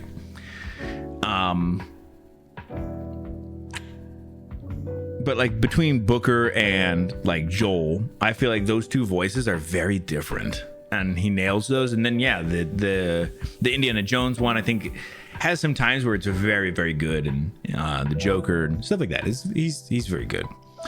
But yeah, so sorry. Doom looks very good. I'm excited. Soundtrack is gonna slap, and as they always do. hopefully they won't have any issues like they did with their last Doom game and the soundtrack. If you guys didn't ever see anything, there was like a bunch of drama about that. So I mean, I'm not gonna go over it, but if you're interested, there's a ton of videos about it in articles and stuff. So the next trailer is for South of Midnight. This is another one that I'm very excited for. This one is a little longer because it's a whole gameplay demo, but it is worth it. Oh, was there? Are you being facetious or are you being for real? Because there was a lot of. Have memory hold that? Oh yeah, there was a lot with the guy who was doing the music for the last game. Oh yeah, definitely check it out. It's wild because I'm pretty sure they were just being a dick to him, which is not surprising. But yeah, so let's take a look at this trailer for South of Midnight. There's a chance my mom's still alive. If your ma's anything like you have, she'll keep fighting till we find her. I hope so. It's just hard to believe this is The style of this is so cool.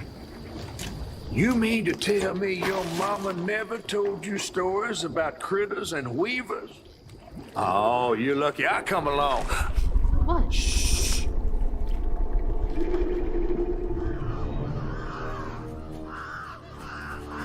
Oh, that's two-toed Tom. Big gator. I gotta drop you off fast. After I got you out of that tree, you said you helped me find my mama. I ain't have a disposition to be gator snacks. Well, me neither. If we're gonna go on, we gotta get rid of him. I'm all ears. There's a church up a ways with a big bell. Go on and ring it. You want to make him come running? Tom can't abide the sound of bells. Some church folks once tried to dynamite him, and he didn't take that too kind. If you ring that bell, he might skedaddle. You better not skedaddle. Go on now, scoot. I'll pick you up yonder after to go find your mom. Trifling ass mudcat. Hey, I heard that.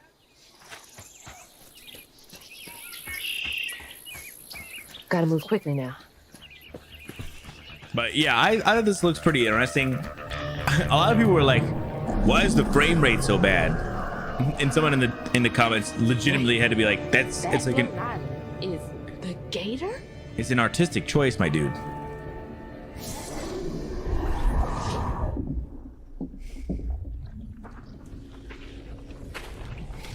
Oh, hell no.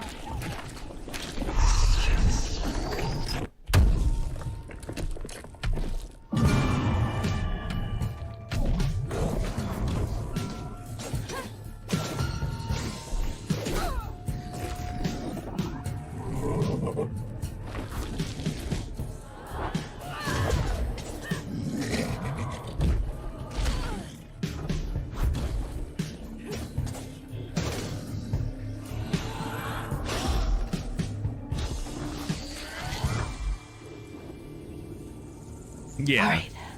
Time to find that church. Yeah, they're like it's very specific. Like, yes, they intentionally made it kind of a little bit like that because of the style of everything. But the game looks very pretty. Over there. I think it could be very interesting.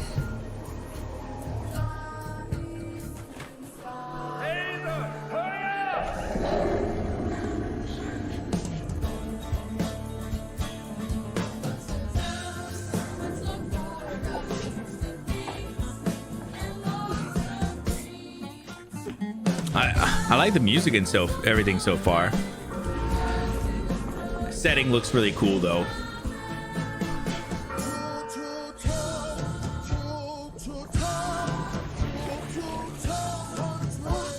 What the hell?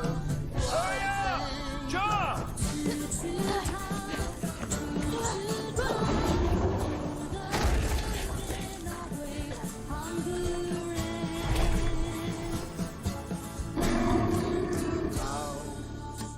A boat and a church are just meals for Tom, they say. All right, yeah. So I think it could be very cool. I don't know. it's very quick glimpse at it right now. There's definitely going to be more at some point, but so far I liked it. They showed like a preview or like a reveal at one point for it, and I was like, ooh. And then this is like the actual trailer. But when they first showed it off, I was like, this looks really good. I'm glad I'm getting to follow up on it. It still looks pretty good. So, wow.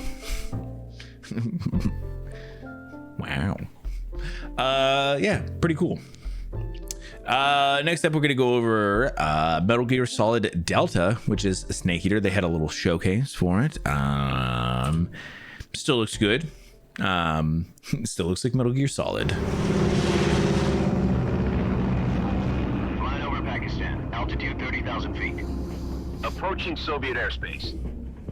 Listen up, Jack. Your mission is to infiltrate Selino Yask in the Soviet mountains, ensure the safety of Sokolov, and bring him back to the West. Your codename for this mission will be Naked Snake. I'll be referring to you as Snake from now on. Naked the clock Snake is ticking.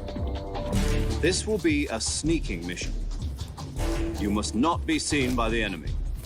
You must leave no trace of your presence. Is that clear? This kind of infiltration is the Fox unit's specialty. In other words, weapons and equipment are procured on site. That goes for food as well. You're completely naked, just as your name implies. I have to find my own weapons and equipment? Whose crazy idea was this anyway? The mission rests entirely in your hands. A real one-man army.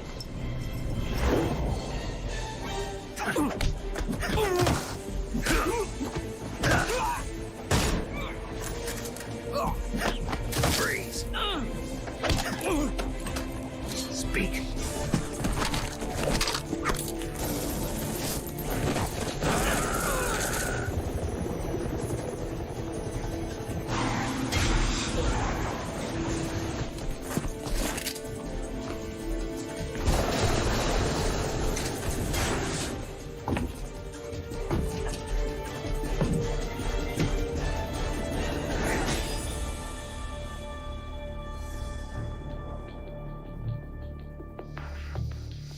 Yeah, it looks very good. Commencing virtuous mission now.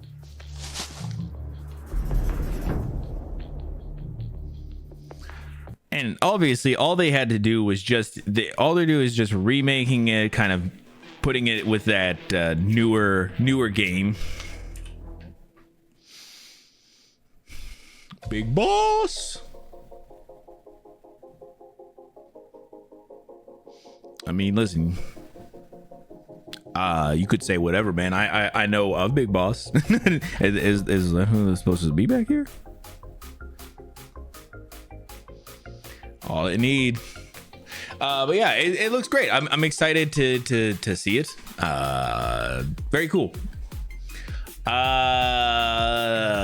So they also showed off the new Perfect Dark game that is I don't know when it's coming out, but this looks like it could be very interesting. Yeah, I've played very little of some of the Metal Gear Solid games. I do know about Snake Eater, but I don't know enough because the story of a lot of those games has gotten really convoluted for me at this point. So I don't really remember exactly what's going on, but yeah, man. So sorry. This is a trailer for the new Perfect Dark game. I don't know. Let's take a look and we can have a chat about it as it's going on. Jeez, Big Boss, the teacher. A Kojima game with a convoluted story. Impossible. I know, man. I know. But I'm just saying, it always feels like one of those things, though. You know, where like, I think it was kind of clear at first, a little bit. It was like a little more clear, and then it's just gotten more and more convoluted as time has gone on. So let's go ahead and take a look at this at Perfect Dark. Holy shit! Why is that so loud? Do you guys remember Perfect Dark? Your target is in back on N64.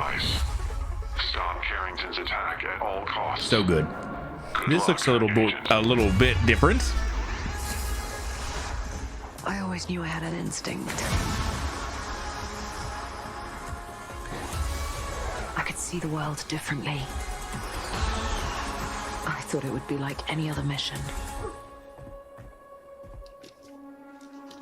I was wrong.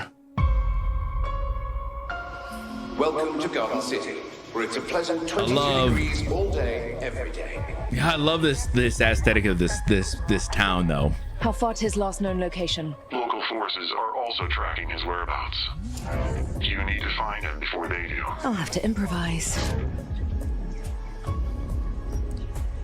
Generating voice print.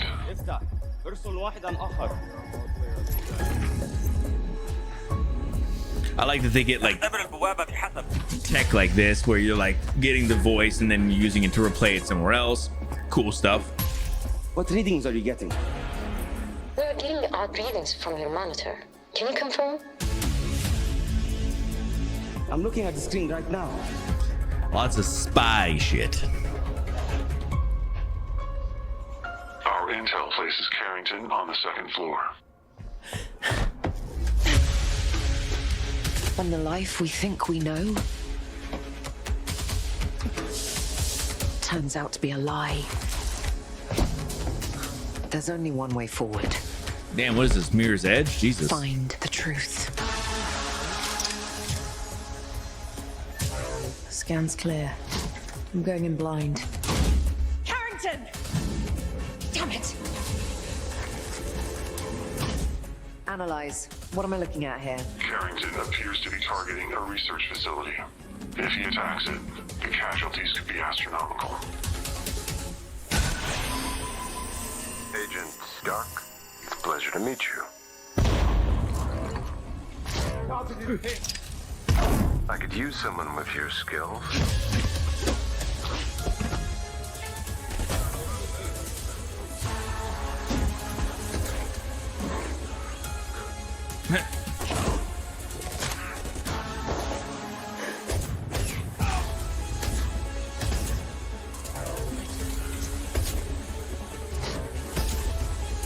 I had to lose everything before I could see.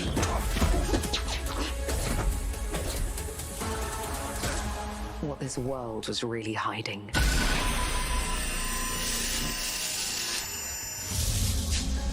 I hope you're ready, Agent Dark.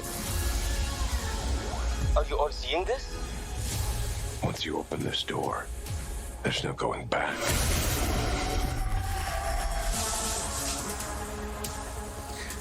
Yeah, it seems pretty wild. I'm expecting there to be some crazy shit going on, but it looks good. I think that the thing that they really got to make sure that they nail is the tech all kind of has to seem very futuristic and have some good spy utility. But outside of that, we'll see. I'm not super hopeful at this point for it, but it could be good.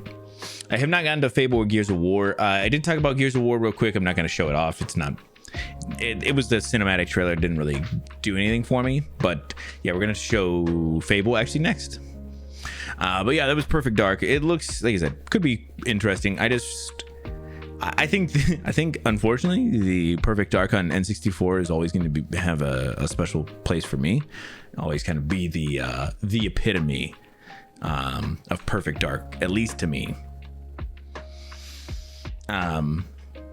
Yeah, I feel like some of the newer ones have never hit the stride that one I felt like did. So also, so yeah, let's take a look at Fable. They showed off a little bit, and I believe they kind of gave a release window for it.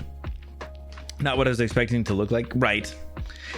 It looks fine. It's just, I mean, and that's just one spot of the game, of course. Like there could be a lot more and some other things, but yeah, it could be interesting. But yeah, let's take a look at this Fable release window trailer.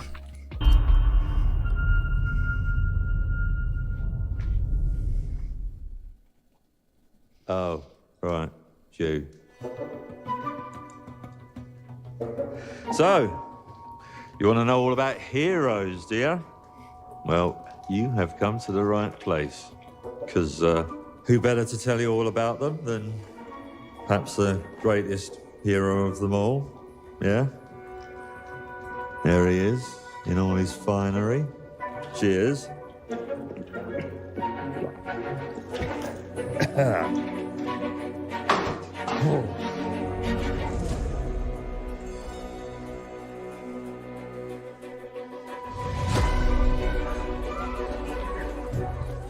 I mean, sure, you get your mega fans, You are like literally my favourite person. your haters, It's like a fan club, but we hate you. your chancers, and the occasional giant toad, for some reason. But it's more than that. It's about the choices you make. I'm a hero. I should do what I want. You thought you could save her? You know, it's your life and death stuff. That's what defines you, isn't it? Really, stays with you.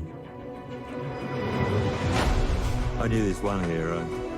I took her in when she had nowhere else to go. Welcome to the most exclusive club in all of Albion.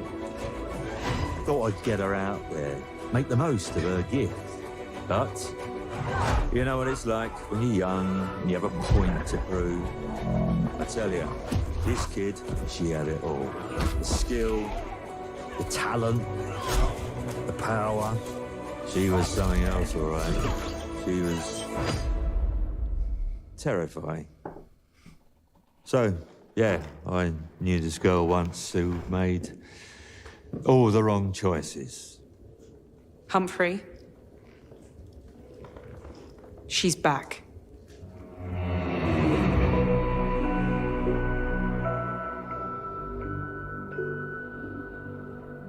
I'm going to fix it, this place. And no one is going to stand in my way.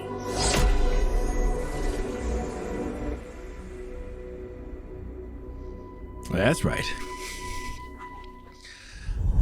All right, real quick. So yeah, I like this trailer. I thought it's fun, whimsical, kind of gives you an idea. Fables are always kind of like they have some things that I think are very interesting. This could be very cool.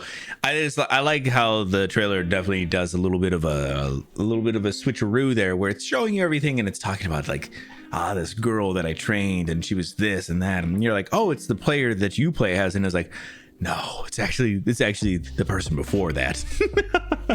Oh shit. So very cool. I think it looks great.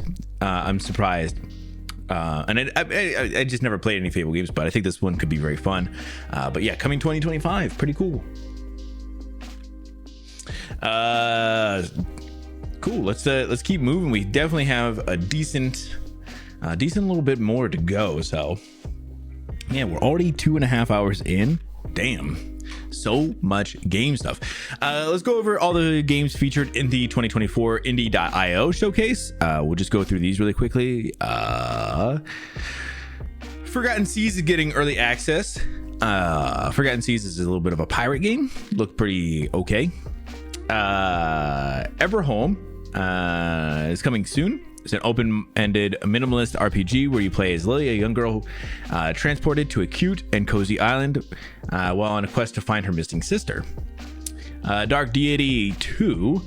In 2021, Dark Deity introduced a new turn-based strategy RPG series inspired by past classics, and Dark Deity 2 looks to expand on the foundation set by its predecessor. Immortal Hunters. People killed an underground god, stole his power, and built a civilization ruled by the church, which is served by powerful immortal hunters. Now, creatures rise out of the depths of the earth, and it's your job to stop them. Sounds all right. The Haunting of Joni Evers. This first-person psychological thriller will bring you to a small town of Harvest, Oklahoma. You confront Joni's memories in an emotional story of an estranged family. Echoes of Plum Grove. If you're a fan of cozy farming sims, this one's for you. Start a life on Honey Wood, where you can build a community that will last generations. Yeah, I think this is like a a long-term game. One of those ones where you build out generations. Soul Quest is a side-scrolling action game that puts you in the shoes of a powerful warrior on a journey to seize the power of the goddess of death and revive the soul of her beloved. Chronomon, part monster tamer, part farming sim. Chronomon has you combine your skills at both to rebuild a post-apocalyptic world, catch Chronomon out of the world, train them, and evolve them. This is the Pokemon one. World of Football. Do you love soccer but feel like most soccer video games are determined too much by luck and randomness? Then check out World of Football, a physics-based soccer game which the results are purely on skill. And you also don't play as actual soccer players, you play as little pucks. It was real weird to look at. Long-term equal changing the date on your Switch. Well, hopefully it's not like that. Hopefully like you build certain things up to a certain point, and then it's like it'll like have a date or like a time in the game where it's like, hey, now you have to move into the next generation or whatever, and then you build, you take over those things. I don't know, it could be interesting depending on what they do with it. I didn't get to see much of it. Pinball Spire. This one-of-a-kind game is a unique mix of genres that is basically makes it a Pinballvania. Yes, it is a pinball game where you are making your way through levels of like a Metroidvania type thing. It's super wild to see. Humanit Z, sorry, is an isometric shooter game that drops you into the open world that has been destroyed by a zombie outbreak. Does that sound familiar or what? Cursed Dawn. How about a different flavor of zombie action? Cursed Dawn is a survival FPS with fast-paced, intense action that has you mowing through zombies by the dozen. Cool, great. Get your tentacles off my waifu. All right, well, that's a good name. Giant tentacle monsters have taken Pony Waifu hostage. Okay, never mind. And it is up to you to save them. Dodge tentacles and projectiles to keep your blasters firing to destroy a variety of monsters piece by piece. Hauntsville. You're stranded in a cursed ghost town in the Old West, surrounded by frightening monsters with nothing but a few weapons and your own resourcefulness to aid you. SCP Fragmented Minds. Humanity is on the verge of extinction. The last hope of survival relies on an abandoned facility on Mars where you awaken. The facility is overrun by horrifying anomalies that have escaped and are hunting down any remaining humans. Shoot on sight. In this multiplayer isometric tactical shooter, you have several characters to choose from, each with their own weapons and abilities. AI-VI. This FPS/tower defense hybrid casts you as a mercenary robot that has been forced out of retirement to fight back against the evil corporation that conquered the planet and is bleeding it dry. Blood Reaver. Use a combination of melee weapons and ranged weapons and blood magic to take on hordes of enemies in this dark and fantasy FPS. A Death in the Red Light. It's 1988 in Amsterdam, and a dead body has been discovered in the red light district. A washed up detective takes on the case looking for redemption. Shrine's Legacy. Inspired by the 16-bit RPGs of the Super Nintendo era, Shrine's Legacy is set in a fantasy world and tells a classic tale of two heroes who need to unite the elements to save the land. Adventurer's Gambit. Dungeons of Fortune. Create your hero and enter endless varied dungeons as you try to ascend the tower. Drew Link is a dark fantasy creature collection RPG where the 9 worlds are holding out against an assault by being known as dwellers. All right, yeah, another Pokemon type game, it sounds like. Creature collecting RPG. All right, cool. And G.I. Joe Wrath of Cobra. This retro side-scrolling arcade-style beat-em-up is alive and thriving, and G.I. Joe Wrath of Cobra is proof. So more and more of those kind of older games. I had one trailer, not from this specifically, that was from, apparently IGN did some live stuff where they were doing some announcing as well. But this is called Chroma Gun 2 Die Hard. I saw this and I was like, this looks really interesting. And all the comments on it were like pretty much explaining that this is nothing like the first game, and people are very excited about it. So yeah, let me show you this trailer. It's like I said, it's called Chroma Gun 2. Side effects of exposure to the chroma gun include hallucination. Time. Welcome to Chroma Labs, you wondrous little creature. Our facility has another collection of tests we'd like you to participate in. Color is very important. You can see colors, right? Things get a bit more complex this time around. Not to worry, though. Your well-being is our priority number one. You see how the chroma gun works? It's called magnetoid chromatism. That's a word we invented. Dearie, please remember, not solving tests as instructed is a bad idea. Whoa! Sorry, I may have miscalibrated the portal. If you saw other universes, don't worry. You won't be visiting any of them.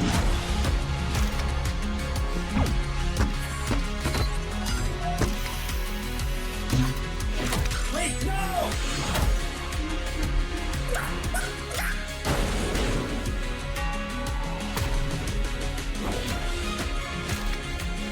Are you seriously risking all life in the universe because you have a problem with authority? Remember when I told you not to destroy the fabric of reality? What the hell happened? Let's just pretend this is all perfectly normal.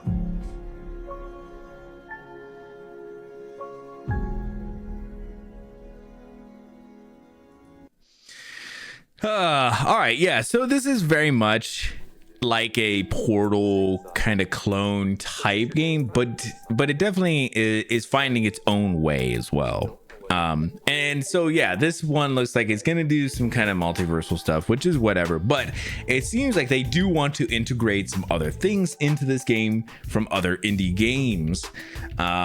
It looked like they were trying to include some superliminal stuff in there, and then at the end there's obviously the narrator from Stanley Parable. So it kind of could be a very cool Portal type puzzle game, but then also incorporating some fun things from other games, you know, that like I said, could just be kind of interesting. So I wanted to make sure I showed it off. Plus, pretty decent trailer actually. Just a couple more things, guys. We are getting close to wrapping up the news today. I know, quite a bit, big one today, but lots of stuff to talk about. So yesterday, Ubisoft had their presentation. I don't know why they specifically had one, because it's Ubisoft and they feel like they have to, because for whatever reason, I don't know. But so we'll go over everything that was kind of shown off there as well. There was a new Star Wars Outlaw gameplay trailer. We will look at a trailer for this Star Wars Outlaw game, but it's not the gameplay trailer, because the gameplay trailer is 11 minutes. Yeah, it's this overview trailer. Prince of Persia Sands of Time remake is coming in 2026. That's right. They are doing the remake. I know we've talked about it a little bit, but they've officially kind of shown that they are going to have it just in 2 years. Assassin's Creed Shadow gameplay deep dive. There was another, I think this one was a decent trailer. This is not the one, but there was definitely a trailer for this one, and it was fine. I watched some of it, but I moved past it pretty quick. Anno 117 Pax Roma revealed. Ooh, so a new Anno game. Prince of Persia The Lost Crown DLC, they talked about that a little bit.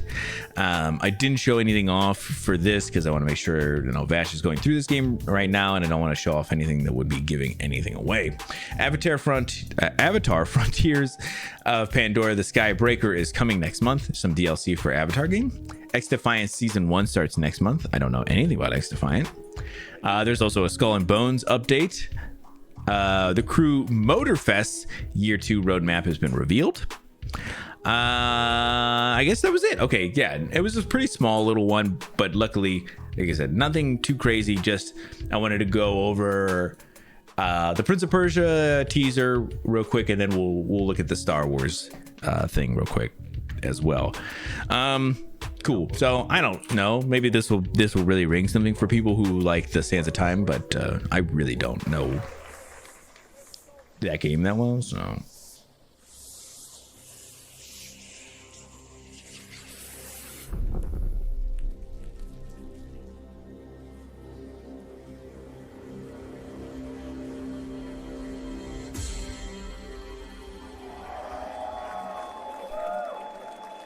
Yep, that's it. There she is. How many do we need? I mean, this is like a remake of one of the other games, right? So I mean, I get it, and it's not until 2026. So you have 2 years, man. You got 2 years until this one comes out, and and like I said, it's a remake of another game. So you're good, man.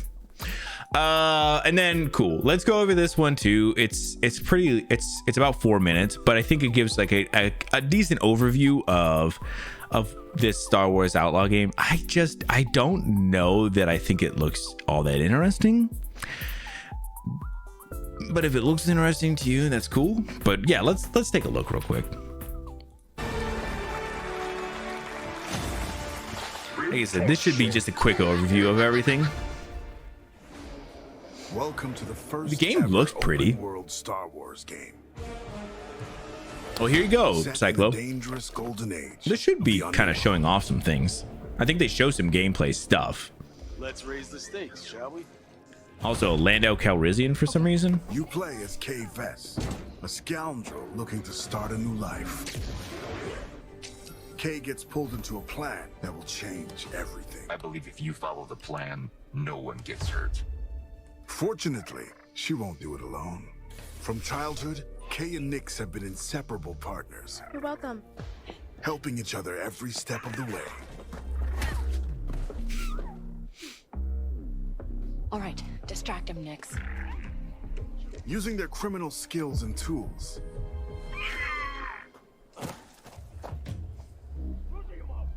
The fuck? Kay and Nix will have to constantly adapt to every scenario. Nix, you want to drop that for me? Come on. Whoa. If you don't want me to sound the alarm, you'll get me out of here. As your versatility grows, gain access to new skills and more lucrative contracts. There she is. A friend needs a little something stolen. And in this world, your actions have consequences. I can't let you walk out of here. I'm gonna finish it. Shame. It's cool to have like is everything. Reputation and everything like that. The bigger the cool risk, idea. The bigger the reward, and more attention you'll receive from some of the most notorious syndicates of the galaxy. And how did you think it was going to end? Tell the governor the payments will not increase. It's up to you where your loyalties lie. Hey, Nix! Being wanted by the Empire brings a new set of challenges. This is getting bad. Hold tight! So as your exploits grow, beware of who you cross. Hang on!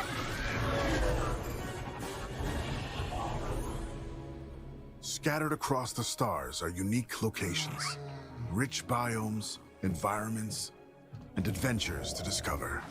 Traverse the lush jungle world of Akiva, the ancient city of Kijimi, the dangerous savannah moon of Tashara, or roam the lawless planet of Tatooine. When it's time to move, pilot Kay's Trailblazer to transition from planet to planet. ND, fire up the hyperdrive. Ready to jump. Once you land, you can explore all these worlds on Kay's S-57 Cardinal speeder.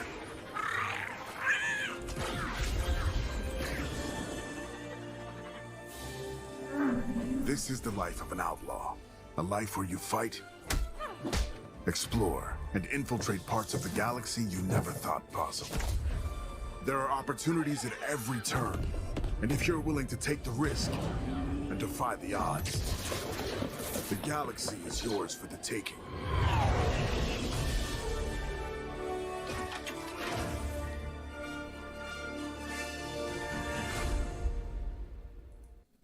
So yeah, all right, I agree. So Psycho's saying that if you can actually be a gun for hire, could be an interesting concept. Just don't think Ubisoft has it in them, which I agree.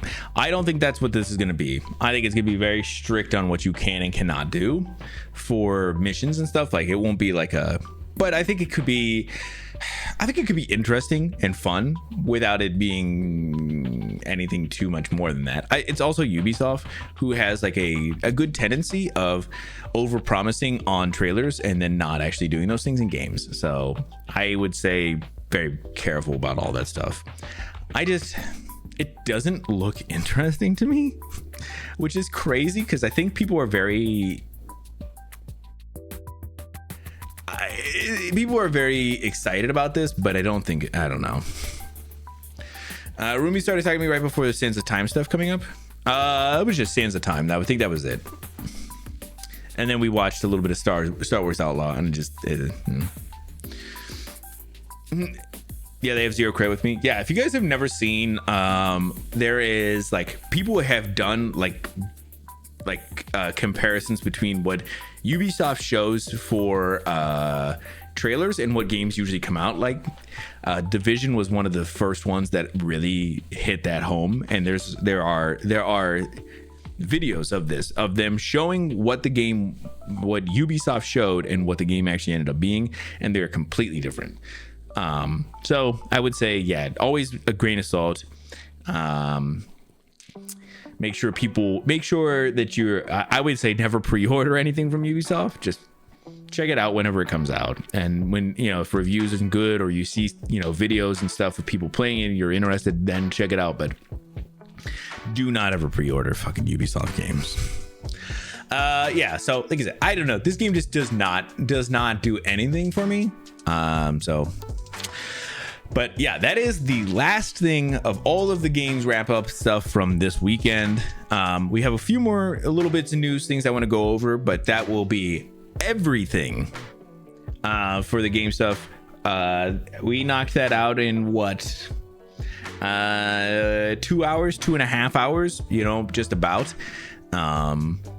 So I got to show you guys like 3 or 4 days worth of content in just a couple hours. So hopefully, if there is anything else you guys want to check out, make sure you do that. Wish list any of these games. It definitely helps any of the developers and everything like that. But yeah, let's go ahead and move on from all of that. They doctor the reveals, then try to create what they showed. They're like, this is what we want to do. Now let's see if we can do it. Oh, we can't? Oh, damn. All right. So part of yesterday, Apple also had a little bit of an event for their developer conference. And there was a lot of things announced, and a lot of it I just don't care about because I'm not in the Apple ecosystem. One of the things that I think is going to be very cool, though, is Apple is going to be supporting RCS. RCS is a messaging system that I think it's like rich communication system, something like that. But a lot of like Android phones support RCS. It is an encrypted messaging system. Usually you use it for like texting and stuff. Like iPhone has always used like their own proprietary thing, and then everybody else uses essentially RCS. But it's like this whole thing where like if you were chatting with an iPhone to Android or vice versa, all those messages are kind of like just out there. But also like if you ever send like videos and pictures and stuff to people who, on other devices like that, they're also like terrible. But with rich communication services. Okay, cool. So, but with iPhone or Apple specifically going to be starting support for RCS, those things will now be encrypted end to end, which is great for, you know, I mean, it's your messages. People shouldn't be able to get into them. Videos, photos, stuff like that should all be a higher quality and all those kinds of things. It's a good idea in general. I don't know if they go too much into everything else on this, but yeah, it's just one of those things that it's good for everybody to have kind of a good messaging standard, and Apple's finally kind of coming around to that. But yeah, if anybody is in like the Apple ecosystem, and you didn't see what some of the stuff that got announced yesterday, you should definitely check it out, because they're making some pretty big strides and some things that I think could be very interesting. They're definitely trying to make sure that privacy and stuff is always like a big thing, especially with a lot of the AI stuff. But yeah, I think this is such a big thing that it kind of got glossed over a little bit during their presentation because they had other bigger things that they wanted to talk about. But this will be great for people who, like I said, if you have an iPhone and you're messaging someone on Android or vice versa, your stuff will be encrypted. You'll have, like I said, bigger files you can send to each other. There's just a lot of different things like that. That'll be really a good extra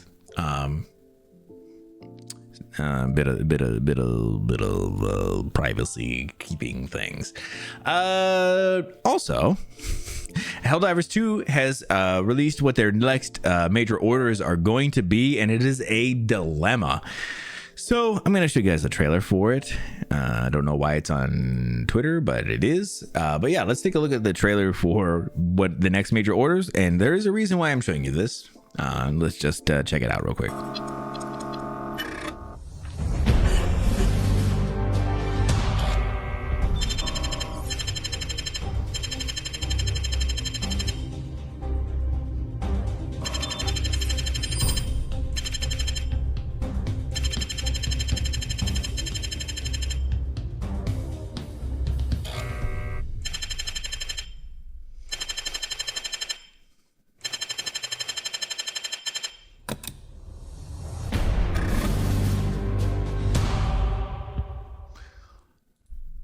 So let me bring this back real quick. I'm just gonna read this out for you real quick. So essentially, we are getting the choice of 2 different planets that we can liberate, and based on which one gets liberated first, the other one does not. So we get only the first planet liberated is likely to be saved. The Helldivers are trusted to determine which course of action, saving the children or securing the mines, will ultimately save the most freedom. So we're either saving some sick children, or we're liberating a planet to get a new stratagem for anti-tank mines. They are literally going to see what kind of people we all are. We're either saving sick kids or unlocking a new stratagem. What?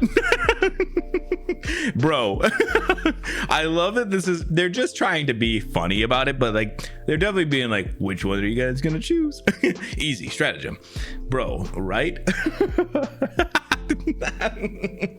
I just like that they're having fun with what they're trying to make us do some moral dilemmas.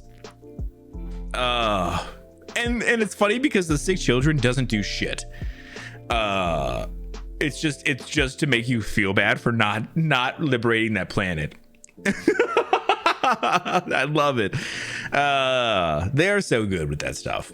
Okay, so last 2 things. This one is just a little bit sad.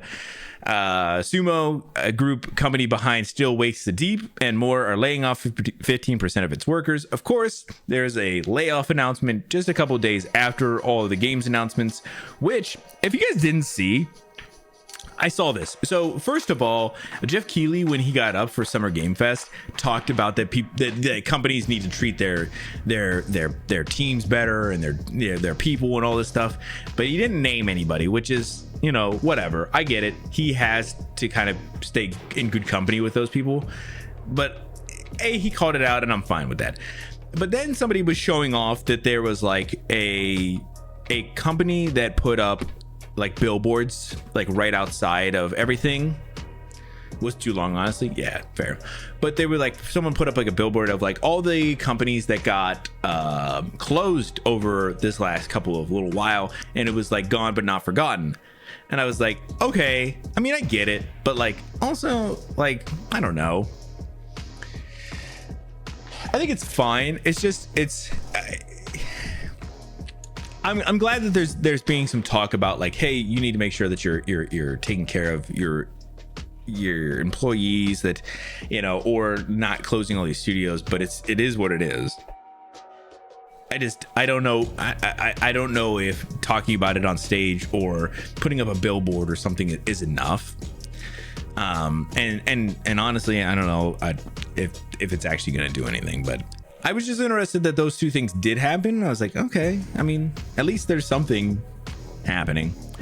Sumo Group, which encompasses Still Wakes the Deep developer Secret Mode, amongst other games, has announced a layoff affecting 50% of its staff. The business announced the move following an internal message sent to employees today.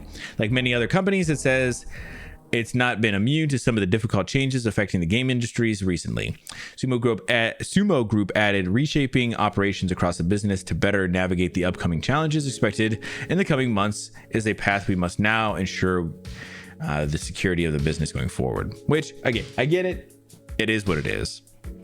But yeah, again, always hopefully that the people who are getting laid off get a good severance and they find good jobs very soon.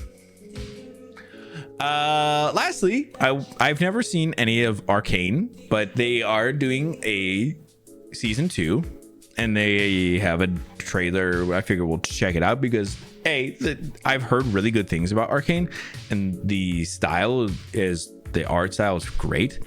But I also had heard that this is going to be the last season of Arcane, so it's one of those things you can definitely get into pretty and not have to get buried and stuff. So let's take a look real quick, and this will be the last thing we take a look at, guys. Last thing we take a look.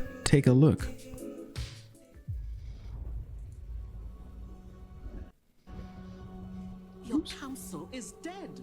You walk along the edge of danger. Wrath must be met with wrath.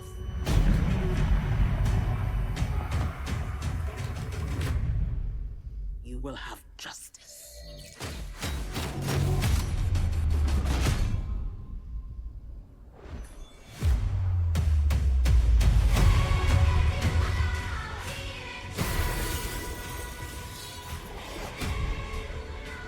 I will lead a strike team into Zorn with 3 objectives.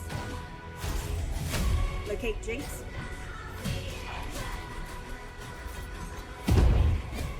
Dismantle Shimmer. And neutralize any agents still loyal to Silco.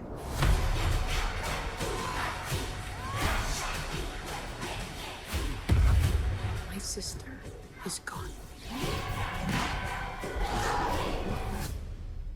This has to end.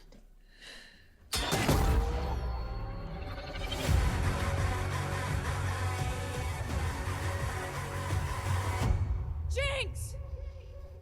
Finally got the name right. Sister.